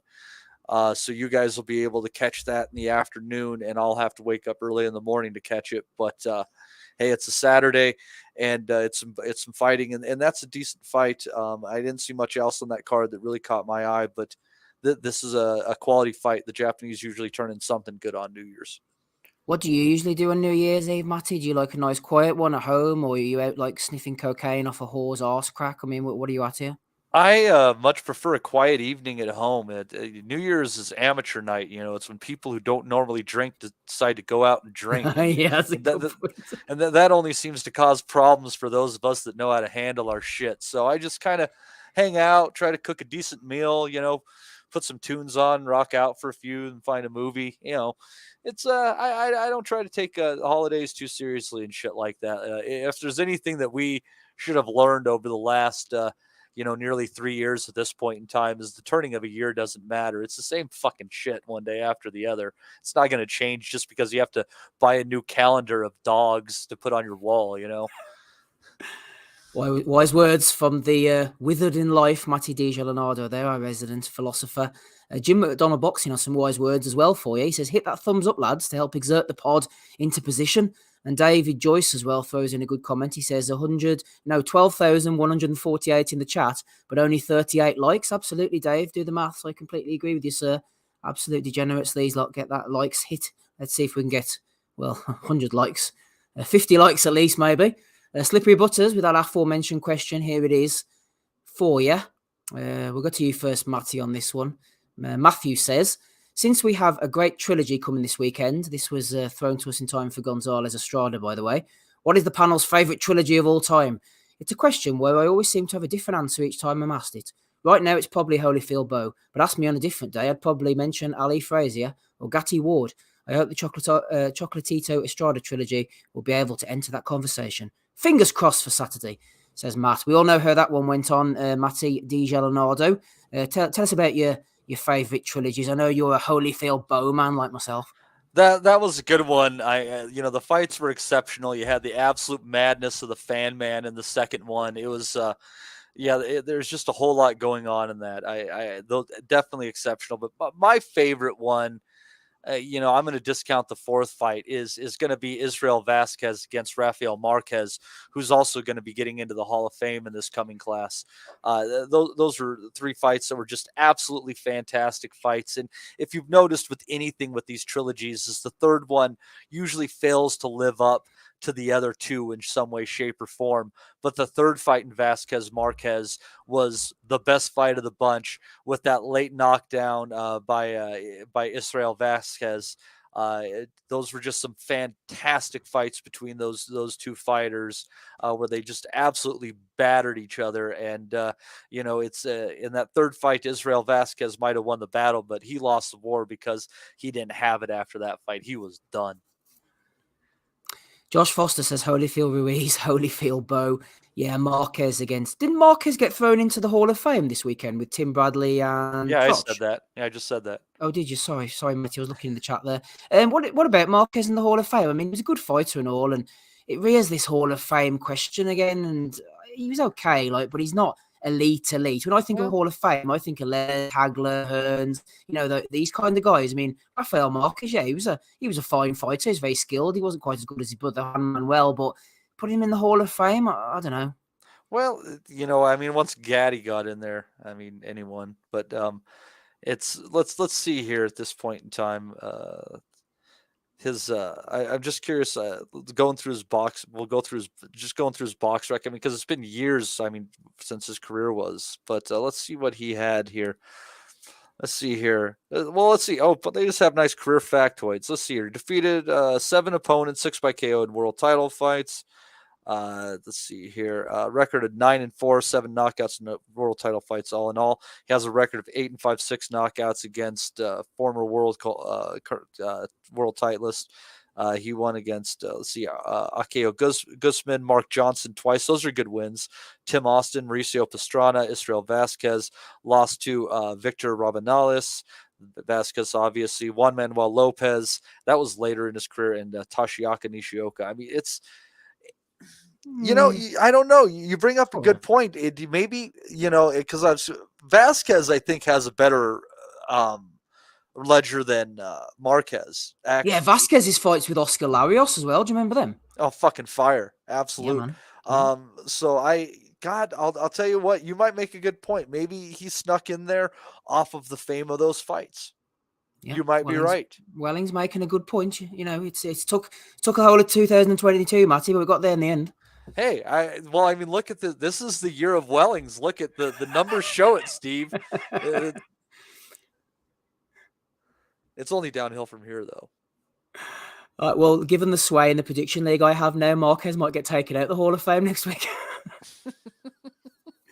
Why aren't you a voting member of the Hall of Fame? Well, this is fucking bullshit. I should be. I'm sure there's lesser equipped members of that Boxing Writers Association than me, Matty. I should be in there. Why am I not in the Boxing Writers Association of America? Just offering, because I think that Dan Raphael it gets voted as a voting member and he goes to all the events. If you get rid of Dan Raphael and let Steve Wellings in, that means that you can have one more paid seat at the show, because Steve only requires one chair. After this chest infection, I think I might only require about half a chair. And you won't even have to feed him. Exactly. Anyway, sorry, back to Matty Butters' question. Des says for the domestic hardcores, yeah, Jamie Moore against Michael Jones. That was really Jamie Moore's coming out party, because Michael Jones, he was a real tall, strong scouse fighter with a really good jab, and he had some great fights with Jamie Moore, and Jamie Moore got rid of him in the end and went on to do bigger things. And Michael Jones, he was a really good domestic operator. I think he might have won the European title out in Italy or something, but you're going back a few years there, Des. Talking of trilogies, Aussie, can't look past Fury Wilder as well. I mean, a trilogy is a good way of determining who's the best fighter out of the two. And, guys hardly fight. We're talking about Crawford Spence. They haven't even fought each other once yet. These other fellas, 2, 3, 4 times. You determine who is the better man. We determined Fury was the better man. It's a real great trilogy over recent years, that. Absolutely. I think it was, the third fight, what a fight that was. It just had everything in it. And I think even the first one, all 3 fights have got a different story behind them, haven't they? The first one, Fury was coming back after that huge layoff and basically boxed 2 no marks and then went in and, it was a disgrace how he didn't get that decision that night. But then, second time round, I think, a lot of people again pick Wilder. How can you go against him? He's got that power. Will Fury be able to do it again? And then Fury bloody knocks him out and beats him up. And then the third fight, Fury, had a lot of personal issues, with the, I think the premature birth of one of his kids. And again, came in, knocked Wilder down. Got knocked down himself twice, I think, then knocked Wilder down again, then stopped him, and I forgot the second fight of the Wilder's team throwing in the towel. Quite right as well, by the way, but again, all that stuff behind it. Yeah, in an age where we struggle to get people, the main names in the ring, I think Fury and Wilder put ultimately, some people to shame, ran it back 3 times, and, the first fight, was by far the worst, actually, but again, I still enjoyed it. But yeah, without a doubt, one of the most enjoyable trilogies, without a doubt. And I think it's it's something just means that bit more, when it's 2 good heavyweights as well, and a reborn Fury, from how many times his fights have been a snooze fest. It's rare you say that he'd be involved in potentially a couple of fights at the last 5 top last 5 years in terms of performances. You couldn't not enjoy them. So yeah, without a doubt, one of the best trilogies around. Yes, we'll have a good trilogy here on the Asylum. That is all the questions all dealt with by the end of the year. We got to them in the end, Matty. Also the fight previews. We will be back on January the 7th for the next podcast after this one, by the way. Probably do a Nutters calling in the intervening period. I might put that up on YouTube as well if we can get through to it. Probably won't do too much else between us, and given all the different things we have to do and the fact that Andy can't even speak, it's not really conducive to an audio-based listening experience. So we'll see what we can get done for you, but you might get something or nothing off us. We're going to talk then, Matty, about the big fight that we're going to be coming back to on January the 7th. That indeed is Gervonta Davis against Hector Garcia. Let me bring it up on BoxRec quickly. We were looking at the undercard earlier. Matty was picking out some nice little fights as well. It's on pay-per-view. I think it's on Showtime pay-per-view, is it? Or is it Fox pay-per-view? Who's picking this up? Actually, Matty, it doesn't say on BoxRec. I don't know, but they're getting my money, of course. Oh, yeah, they'll be getting your money as well. We'll be watching it too. Gervonta Davis, Hector Luis Garcia in the main event. We had great lols earlier, Matty, discovering that Jerron Ennis is fighting a fighter called Karen from the local supermarket on the undercard there. That's Karen Chokadzian. Hopefully I've pronounced that right. You don't upset a Karen. She'll be coming after me. Rashidi Ellis against Roman Villa as well. Demetrius Andrade against Demon Nicholson. Brandon Lee and Vito Malnecki Jr. against Omar Rosales. Anything on the undercard that really takes your fancy? I mean, given the fact that Andrade is fighting Demon Nicholson, this just continues to show his career as an absolute shit show. He's left the zone now. Hopefully PBC can get him some better fights once he's got this Demon Nicholson out the way. He's a tough gatekeeper, but no more for a world champion. No, I expect Andrade. I mean, we saw that Damon Nicholson went the distance with Edgar Berlanga. If Andrade's hoping to prove his worth in the ring and he wants something of meaning after this, he needs to take this guy out, make a statement, go out there and do something. I think the standout of the undercard is going to be Ellis against Villa. Villa is once defeated, but he has a near perfect knockout record. I think he's 25-1 or 24-1. With just a couple shy of that in his KOs. So this will be an interesting one for Ellis, who seems to be a very strong prospect. He's undefeated at this point in time, but he obviously needs to take that next step up. We'll see how he does against a puncher. It'll be an interesting one because I think you're looking at Ellis by decision or Villa by knockout in this one. So I think that's going to be the standout of the card on that one. They don't even have an opponent for Brandon Lee yet. He was hurt in his last fight, a little bit of shine taken off of him. The main event, I think, is very interesting, though. I just think Hector Garcia is the wrong opponent if you're trying to prepare for Ryan Garcia. I mean, they really share the last name only. Garcia, very, very tidy boxer, able to switch it up from both sides, as I recall, and he's puts his punches together well. He's going to have a reasonable height advantage over Gervonta Davis, and I'm going to be curious on this one, maybe seeing if the over-under isn't fairly low on this one, because I could definitely see Garcia going some rounds here. He definitely has the ability to be a spoiler, and not in the Paul Butler kind of way where he just manages to survive. Hector Garcia can spoil and put hands on you at the same time.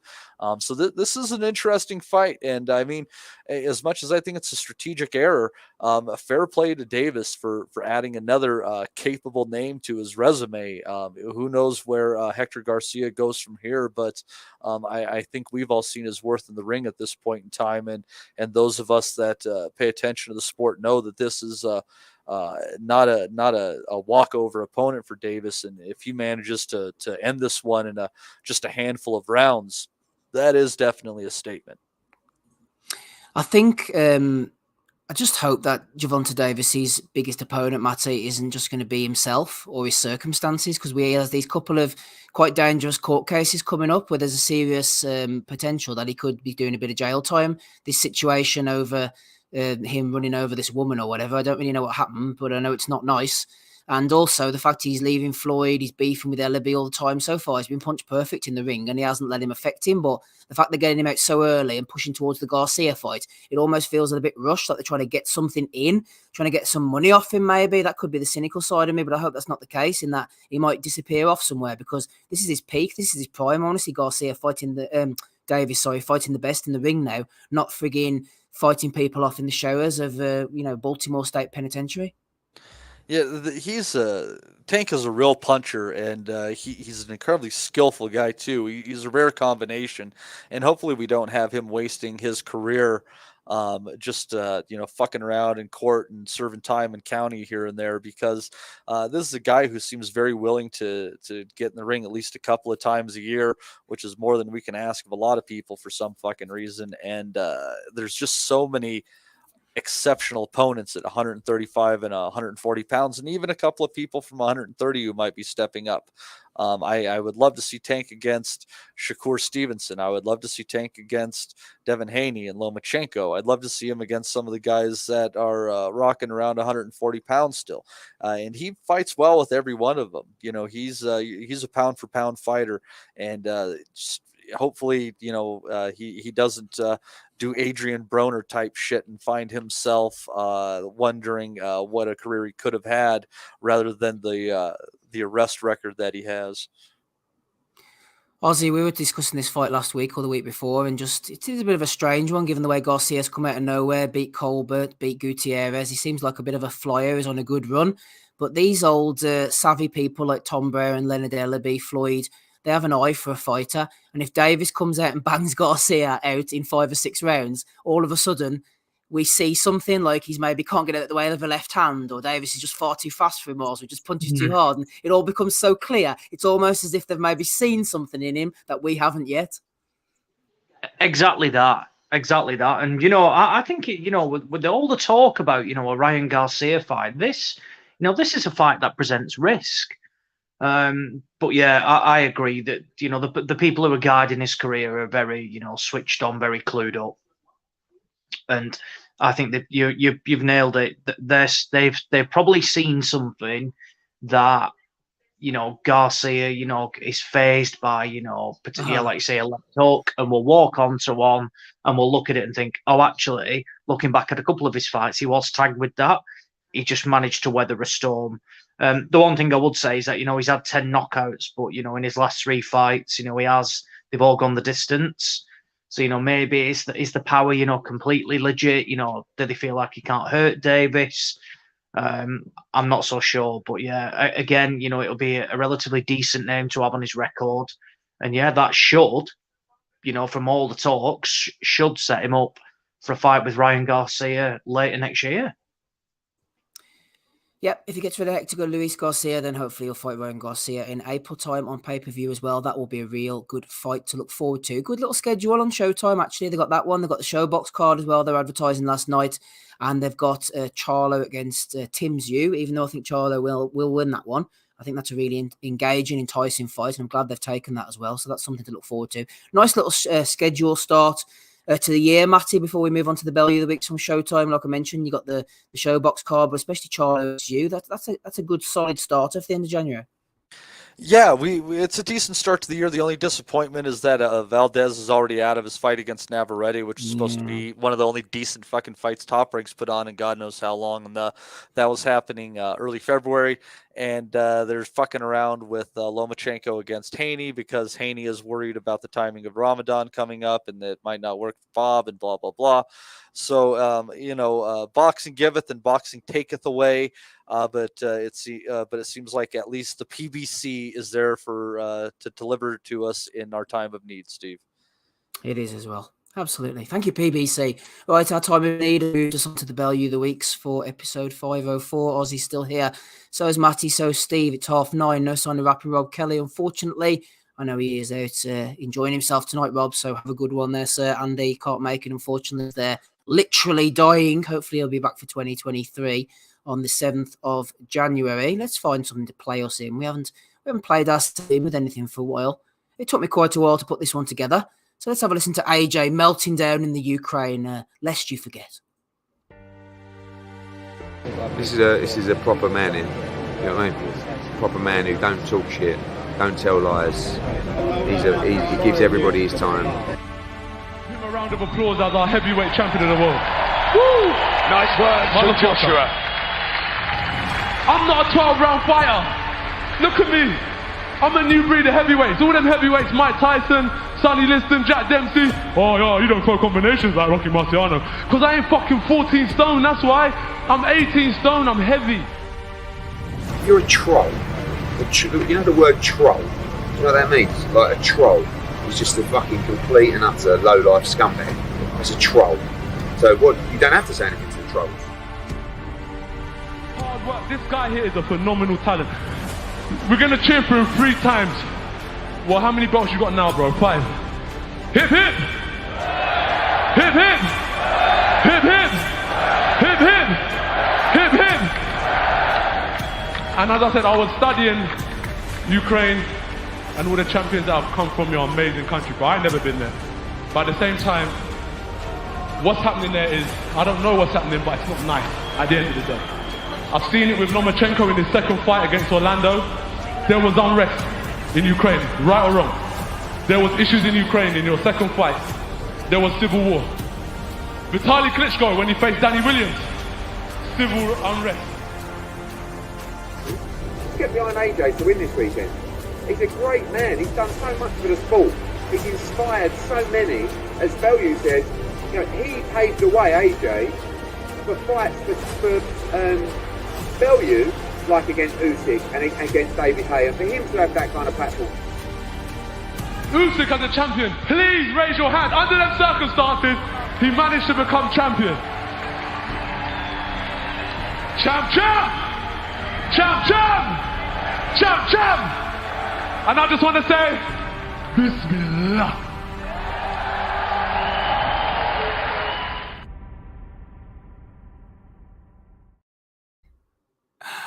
Bismillah, indeed. I was going to delete that video, actually, Matty, but I'm glad it stuck around for one more week. That's quite the listen. That one is definitely going to hang out in the annals of boxing history, and probably the annals as well for many years to come. Oh, good stuff. AJ melting down after his second fight with Usyk. Onto the Bellew of the week then. Victoria Benn has been sliding into Twitter to defend her brother. She says, I've not been here in a while, and I can't believe how many boxing experts, quote unquote, are putting their 2 pence worth in on Con's situation when they embarrassingly know nothing. Word of advice, don't listen to them. Listen to Con, his team, and those closest to him, if you want the truth. Interesting use of the name there, Ozzy. Con. It is a big con. What's going on here? Is he pregnant or not? I mean, when are we going to get the answers on this B sample? Who knows? But apparently his team has submitted a 500-page document to the WBC, so they must have something to say. It can only come out next year, can't it? It has to. I can't wait for it, in a sense of what bullshit they're going to try and, fill everybody with. Again, this refusal to say that he's failed 2 tests, adverse findings, all that crap. Ultimately, people aren't thick. These tests, they don't just, throw up random, results, etc., things like that. So we'll wait and see, if apparently he's innocent, and he's back, next year. Well, yeah, he'd be going back to the board. He'd be getting that license renewed because he voluntarily gave that up and didn't renew it. I think in a way to avoid any, persecution from the board, basically. We'll wait and see. Yeah, good luck to Con, I say. Ben Russell has qualified things here. He said that's his wife, Steve, not his sister. So apologies there. That's his wife, apparently. Might be his wife and his sister. No judgment here. No judgment here, Matty. Oh, no, there would be judgment there. There would be a lot of judgment. Live and let live on the Asylum, episode 504. Yeah, everything except their fucking half mongoloid babies that fucking pop out. They won't live long. Can't go fucking your cousin, Steve. Oh, fuck, you've started me off now. Poor Steve. Sorry about that. Sorry, I can't help that I'm naturally this funny. It just fucking happens this way. You are pretty funny, Matty. Oh, the fight's over. We neglected to mention this one from last week. What is it? What is his name again? What do you call the fella? I'm just going to say Jermaine Franklin. Who's the fellow who beat Jerry Forrest last week? Jared Anderson. Jared Anderson, that's the one. I was thinking Jermaine. No, Jared Anderson. Yeah, he hit Jerry Forrest so hard. Apparently, Jerry Forrest didn't realise he'd been knocked out till about 5 minutes later. So, must be quite the power puncher, that fella. Poor old Jerry Forrest. Oh, Shane Robb's not here, isn't this one? T Street controversy throwing in. Vivian Obernerf was sentenced to 16 years last week for killing her boyfriend, beaten to death with a baseball bat. Just the 19 blows to the head, according to CompuBox murder stats there, Matty. 19 blows to the head, man. That sounds a bit excessive, mate. He doesn't look like the kind of fellow who's going to be putting up much of a fight. So my question is, did they have it on video, or was the coroner able to identify 19 specific blows to the head with the baseball bat? In which case, you have to commend the fucking exact nature of that science. Yeah, 19 blows to the head. Mike Tyson has asked for £500 million to fight Tyson Fury in an exhibition. Mike is talking about 500 million figures, but what about came back to us on paper was a joke? It's crazy. I would have loved to share the ring with him and move around, but if he wins, then people will say I'm rubbish because a 53-year-old beat me. If I beat him, then I will be a bully. It's a lose-lose situation for me. I don't want to fight a man past his best. So Fury saying no to that one. The Guard, I can't remember why the Guard got nominated. Maybe just for being the Guard, I suppose. I mean, no greater excuse for throwing him in every week. There he is on TalkSport. Shout out to the Guard. Here's one for you, Ozzy. Tundi Ajayi, who is the biggest pound-for-pound puncher in the sport today? Tundi said, it is a mythical question that can never be fully justified. Mike Tyson, for example, couldn't make a dent in Buster Douglas, Evander Holyfield, or Lennox Lewis. Power is generated by your commitment to the punch. And because this is a mythical question, Anthony Yard is my answer. That's that one cleared up then, Oz. He's just an idiot, isn't he? Oh, man. Where'd you even go with that, old Tundi? Getting thrown in there. He's a parody. He's like a cartoon character, isn't he, Ajayi? Just the shit that he comes out with. I mean, what an answer. I mean, I get it, really. It is a mythical question. I understand that. But then to answer it with fucking Anthony Hard is just, like a piss take. He's enjoying himself. His answer is as much of a fantasy as a question. Yeah, it certainly is. Here's one for you, Matty. The glove gate from last week, as we were mentioning. Never mind Everlast, more like Neverlast. I'm not really sure which Joker added the little N at the beginning there, but I mean, we didn't really touch upon this in any great detail last week, but I was thinking about it during the week, and it was a bizarre situation. Crawford doesn't need any help, obviously, but the fact both of the padding went on both of the gloves, and the Omaha Commission were happy to throw him back out again, and the referee, to her credit, I suppose she did take him over to the corner, but it was quite unprecedented, really, with the old Neverlast gloves, Matt. That should get overturned. That decision should get overturned and made to a no contest, I think. Because what happened with the gloves is wrong. I wouldn't go that far, but I think it speaks volumes of why it's tough to get the fights in some of these smaller jurisdictions, because they don't have the experience in such a simple thing like this. They're left with what the fuck to do. And Everlast came out and said that they had some faulty shit there, and you could tell that it was all breaking on the stitch. So there was no tampering. It was just a bad make. But it doesn't look good on the part of Everlast or the Nebraska Commission. Terrence Crawford's just the fighter. I think, Ozzy, the fact that they didn't even send anyone from the corner back to get another... I mean, I suppose you couldn't send Bomac to the changing rooms. You'd be there all night waiting for him to frigging get there. But with another pair of gloves, Oz, and change the gloves at least. I mean, it was a breach of protocol, really. Exactly. It doesn't make any sense. It just, I don't understand why, why they didn't do anything about it, go looking for... like you say, somebody go and get another pair of gloves. It was just odd, really, really. And that's why I mean, it was ultimately for me, look, it wouldn't have been, it doesn't matter, in terms of like the result would have been exactly the same. However, it's beside the point is that it was a faulty product. And that's why I think, if essentially, the product is deemed unfit, for me, it should be overturned. And, there's appeals have gone in. And look, like I said, it doesn't matter. Crawford was always going to beat Avanesian. However, in that manner, I think in other, it wouldn't have happened under, other, like governing bodies, because they would have gone out, and, done it the right way, whereas they didn't here. I think it opens them up to, potential, like no contest type of things, because, the glove was ultimately, was not fit for purpose. Who checked him? Who was the commissioner who signed the tape? Not a clue. Like Matty said, it's like these small, sanctioning body type of people, like you say, Omaha and people like that. Could be anybody. I think a lot of these gloves are shit, and I've heard Everlast, even though it's like a famous boxing brand and a boxing name, a lot of it is like franchised out to some smaller factories, across, the kind of India, Pakistan factories and stuff. So the fact this is happening, even though it's Everlast, it doesn't surprise me. They're not being sat there sewn up individually, but you think when the actual ones for a fight, I mean, if you're selling ones through the Argos, you could say fair enough, franchise them out. But for a world title fight of such magnitude, the pound for pound best fighter in the world, get someone fucking sitting there sewing them up with hand, for goodness sake, to make sure they're right. I was going to say, and I've like 5 or 6 pairs of them as well, 4, 5, 6 pairs, like you said, not just being franchised out, For essentially, like Terrence Crawford, arguably one of the best fighters in the world.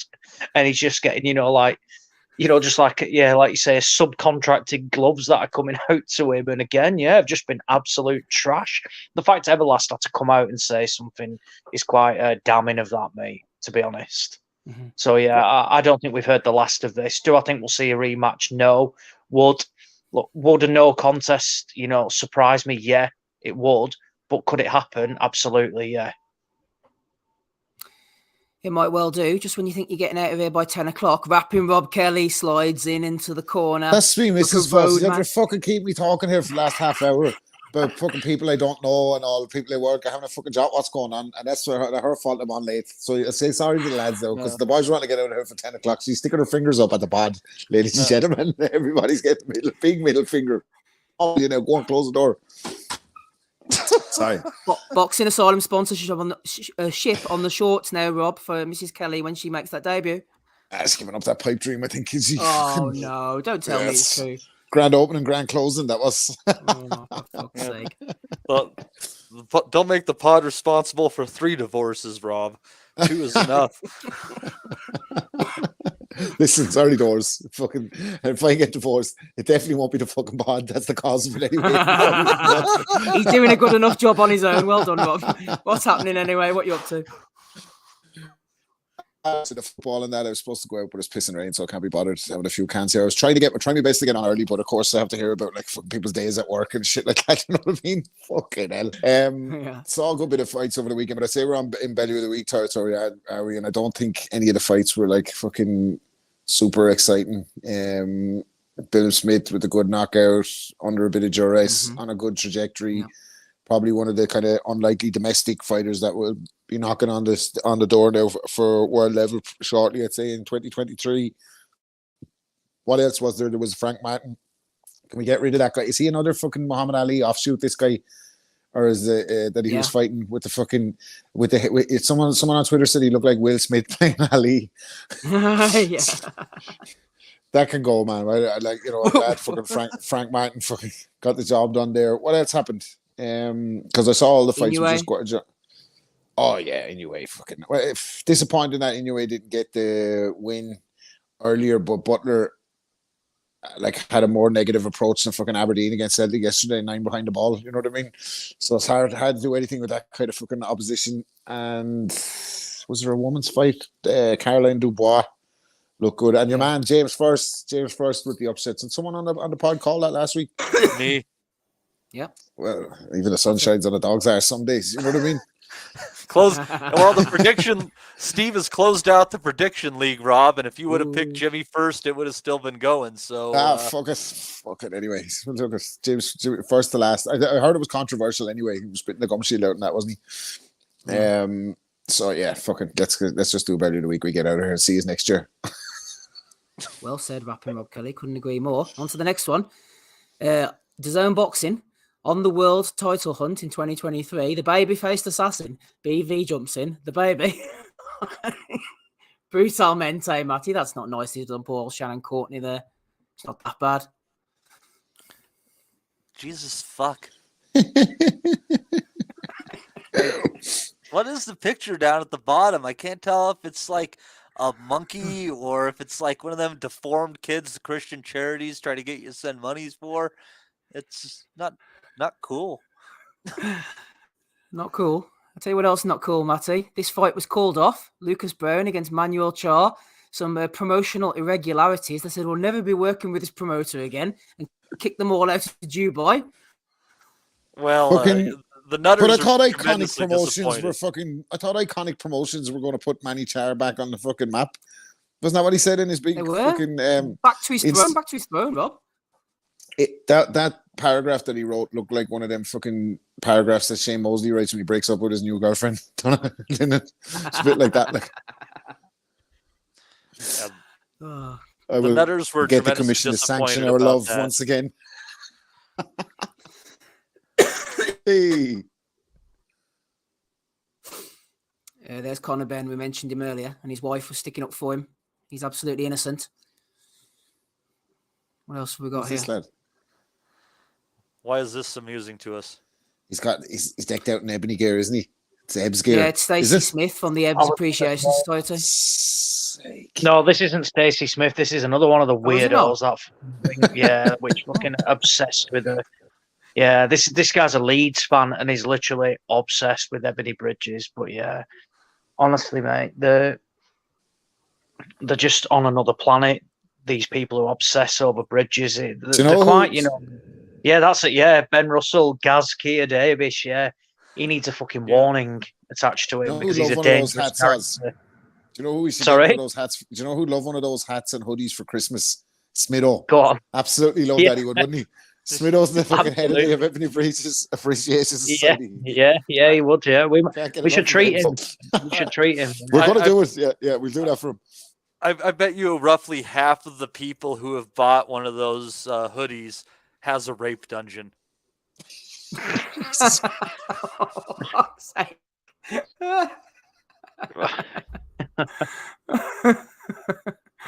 Oh, not Keir Davis, the new guard.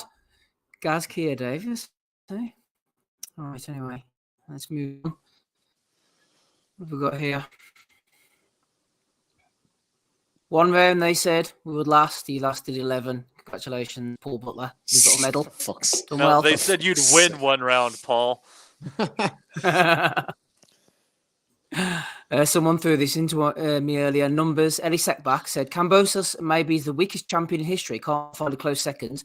You're the weakest reporter in history and the ugliest. Next time I see you, I'm backhanding you Greek style. Best thing was seeing your ugly face full of disappointment at Madison Square Garden when I bashed your boy Lopez. So what kind of champion was he?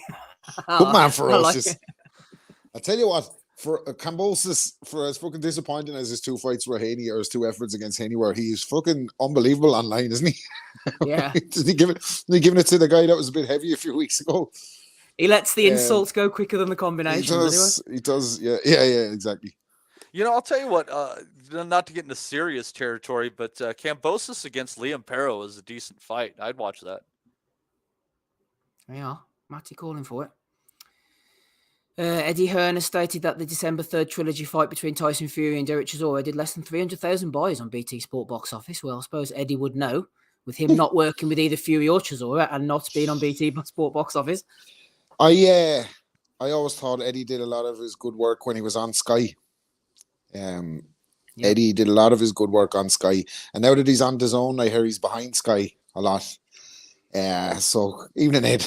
That's what I've heard as well. Yeah, you know, it's just one. It's one thing you just can't keep away from Sky. He can't keep away from Sky, Eddie. Cannot. Yeah, he had his cannot best keep days away, on Sky, and we'll never forget. He look, yeah, you know, he's all things Sky now, isn't he? You know, he loves looking at the sky. He likes the platform Sky. He likes all things Sky. All things Sky. Go on, Eddie.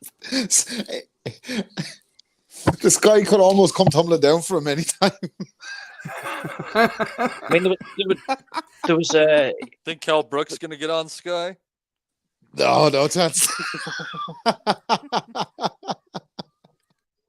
Even more so now Eduardo's involved in Sky. And that's not just the TV anyway. Tyson Fury. It says, I spoke to Wayne Rooney and he's well up for it. We're going to bring Wayne in for preparation for Usyk. No, it's not a joke. He's going to come into camp for about 4 weeks to help me. Tyson Fury has recruited Wayne Rooney for sparring ahead of his fight with Usyk. Well, he should have recruited Phil Bardsley, Rob. Yeah, Bardsley. Probably fucking the highlight of his career, really, because he was at Rangers for most of it, wasn't it? So that was for the highlight of his career, knocking out Wayne Rooney in his kitchen. Absolutely fucking flatlined him, didn't he, in his spar? It was brilliant. He did. Oh, that's a great shot. Right, that's all the ones that I've got sent in this week. Boys, any nominations from you, Matty?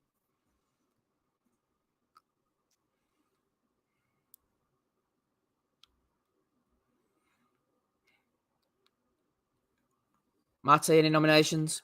Oh yeah. Bear with. Here's a clip I got of B-Hop, who was on the mic following Raul Correa's victory over Brad Solomon.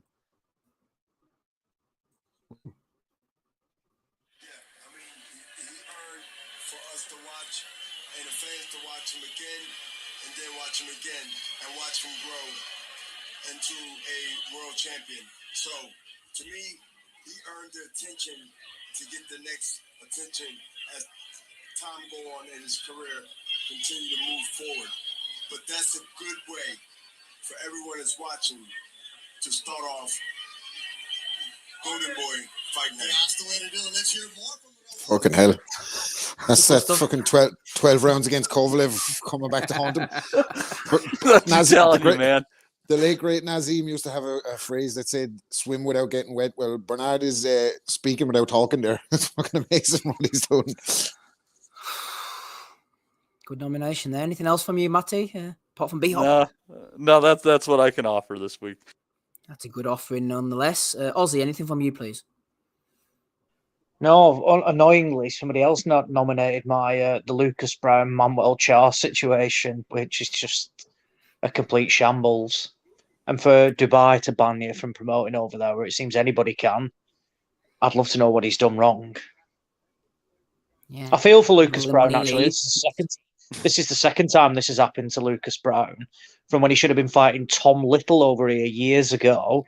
They paid for his flights to fly him out. He came over only to find out that his the whole show had never really been on. So Brown was just walking the streets of London with basically of no purpose being here. So yeah, I do feel for him. And do you know what? I actually fancy Lucas Brown to beat Manuel Char in this. So yeah, who knows what'll happen? But yeah, It only happens in one sport, doesn't it? No other sports you can go over there, and then the like the promoter or the commissioner of the event gets banned on on the respective build up to the week of the event. Only in boxing does this happen. UFC, martial arts, anything, nothing else. Only boxing does it happen.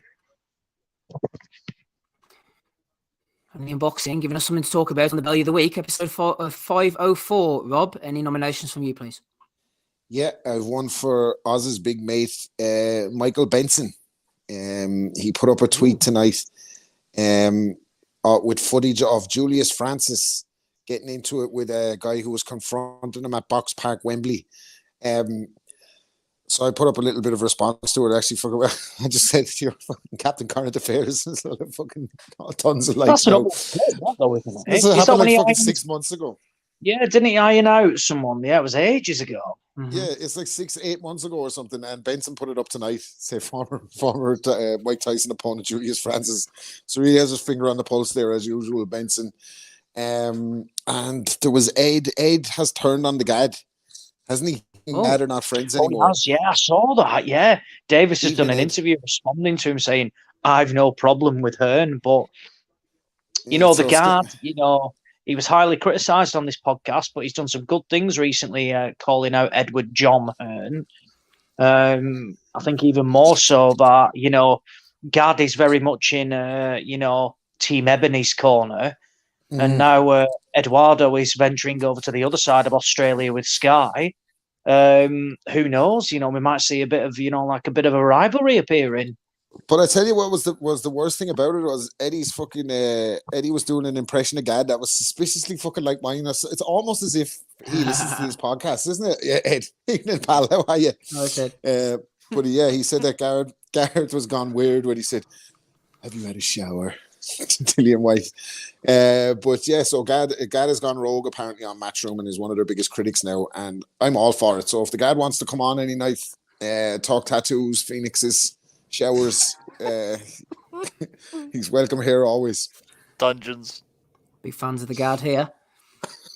Have a bit of Gad. Anyway, let's go through them and then pick them. Victoria Benn, Connor's wife, not his sister, we think. Sorry, Steve. Steve. I hadn't finished my nomination. I'm sorry, Robert.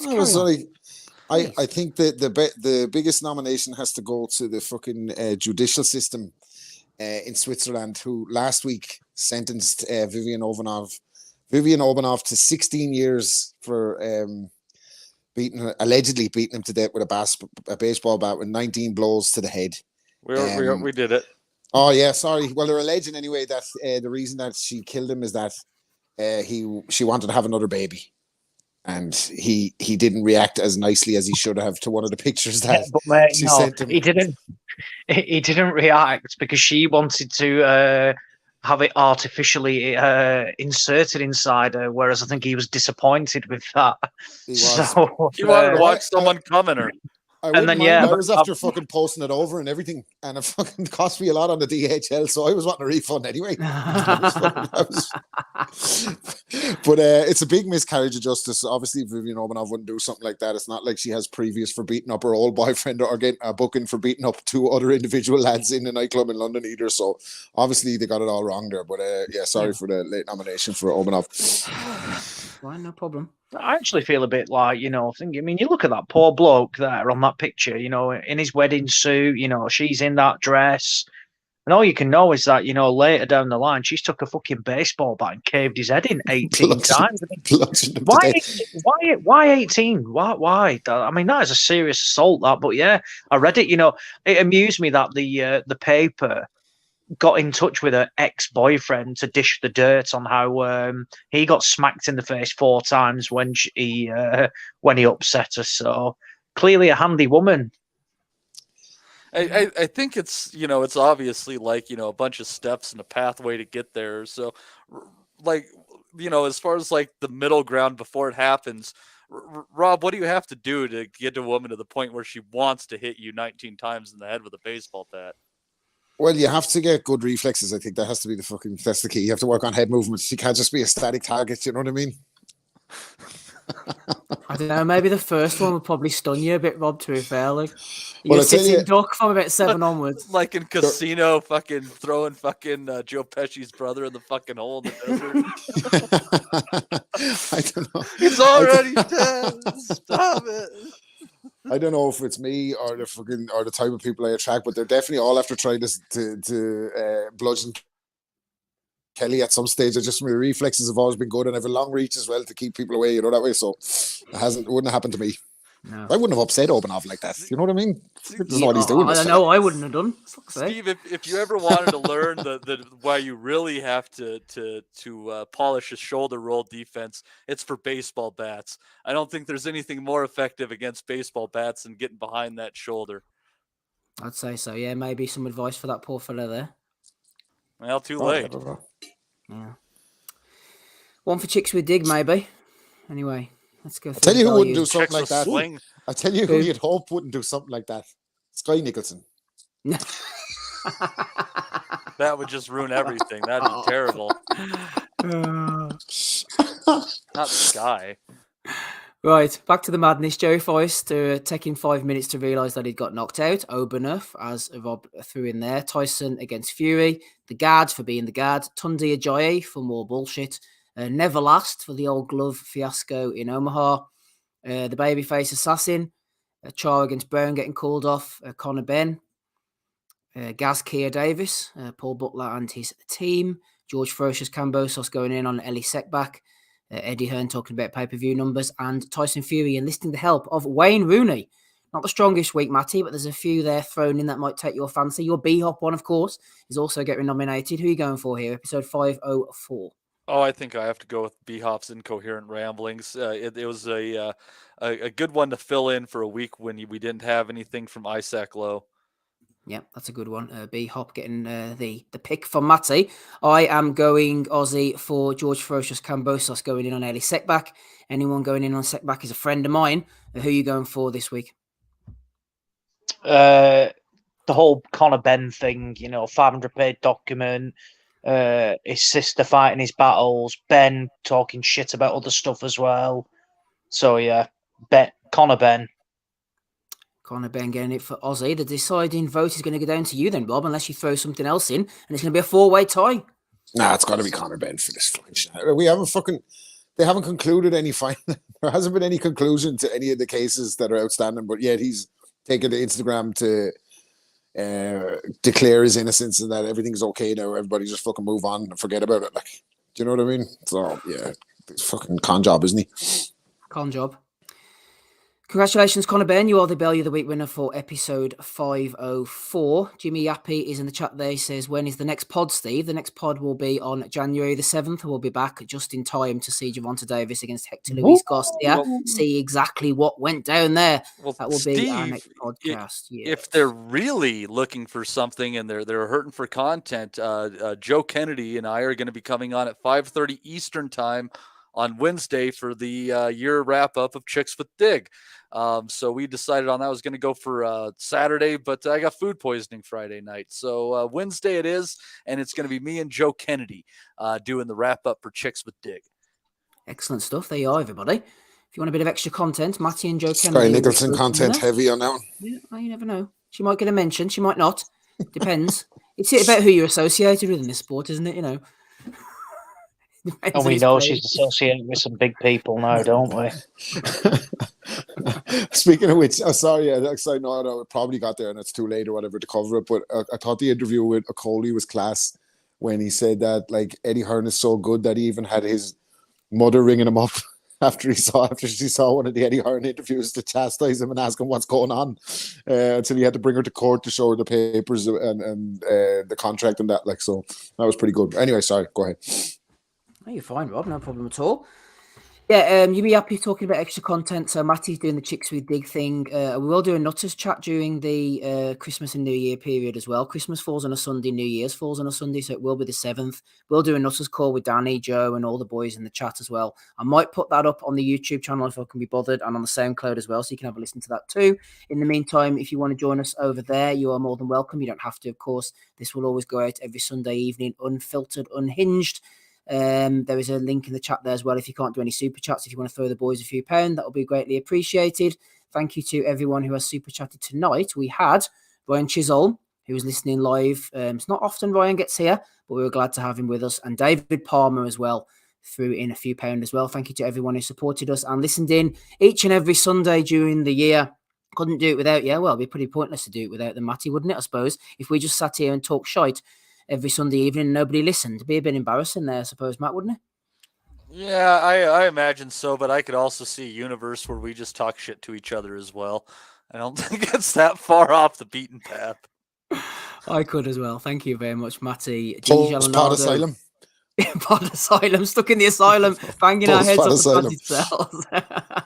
Thank you, Rob Kelly, as well, for jumping on. Ozzy Smith and Andy the Rock, who's here usually. He can't speak at the moment. Get well soon, Andy. We love you. I've been Steve Wellings. We'll be back again on January the 7th, same time, same place, providing we're all still alive. And boy, have a nice Christmas. We'll never forget. Yeah, I think that's good happening. Go to Adam Move! We want to be honest, yeah? Crying like a little bitch. I've never met a fucking swank that can fight me. I fell asleep. You're a fucking bum, you're a fucking asshole. Rumpo fucking Steltskin. But allegedly, Oscar Rivas has failed a test. 7-year ain't. I will fucking smash fucking you. I hope you fucking die. Be safe. I love boxing sounds, as simple as that.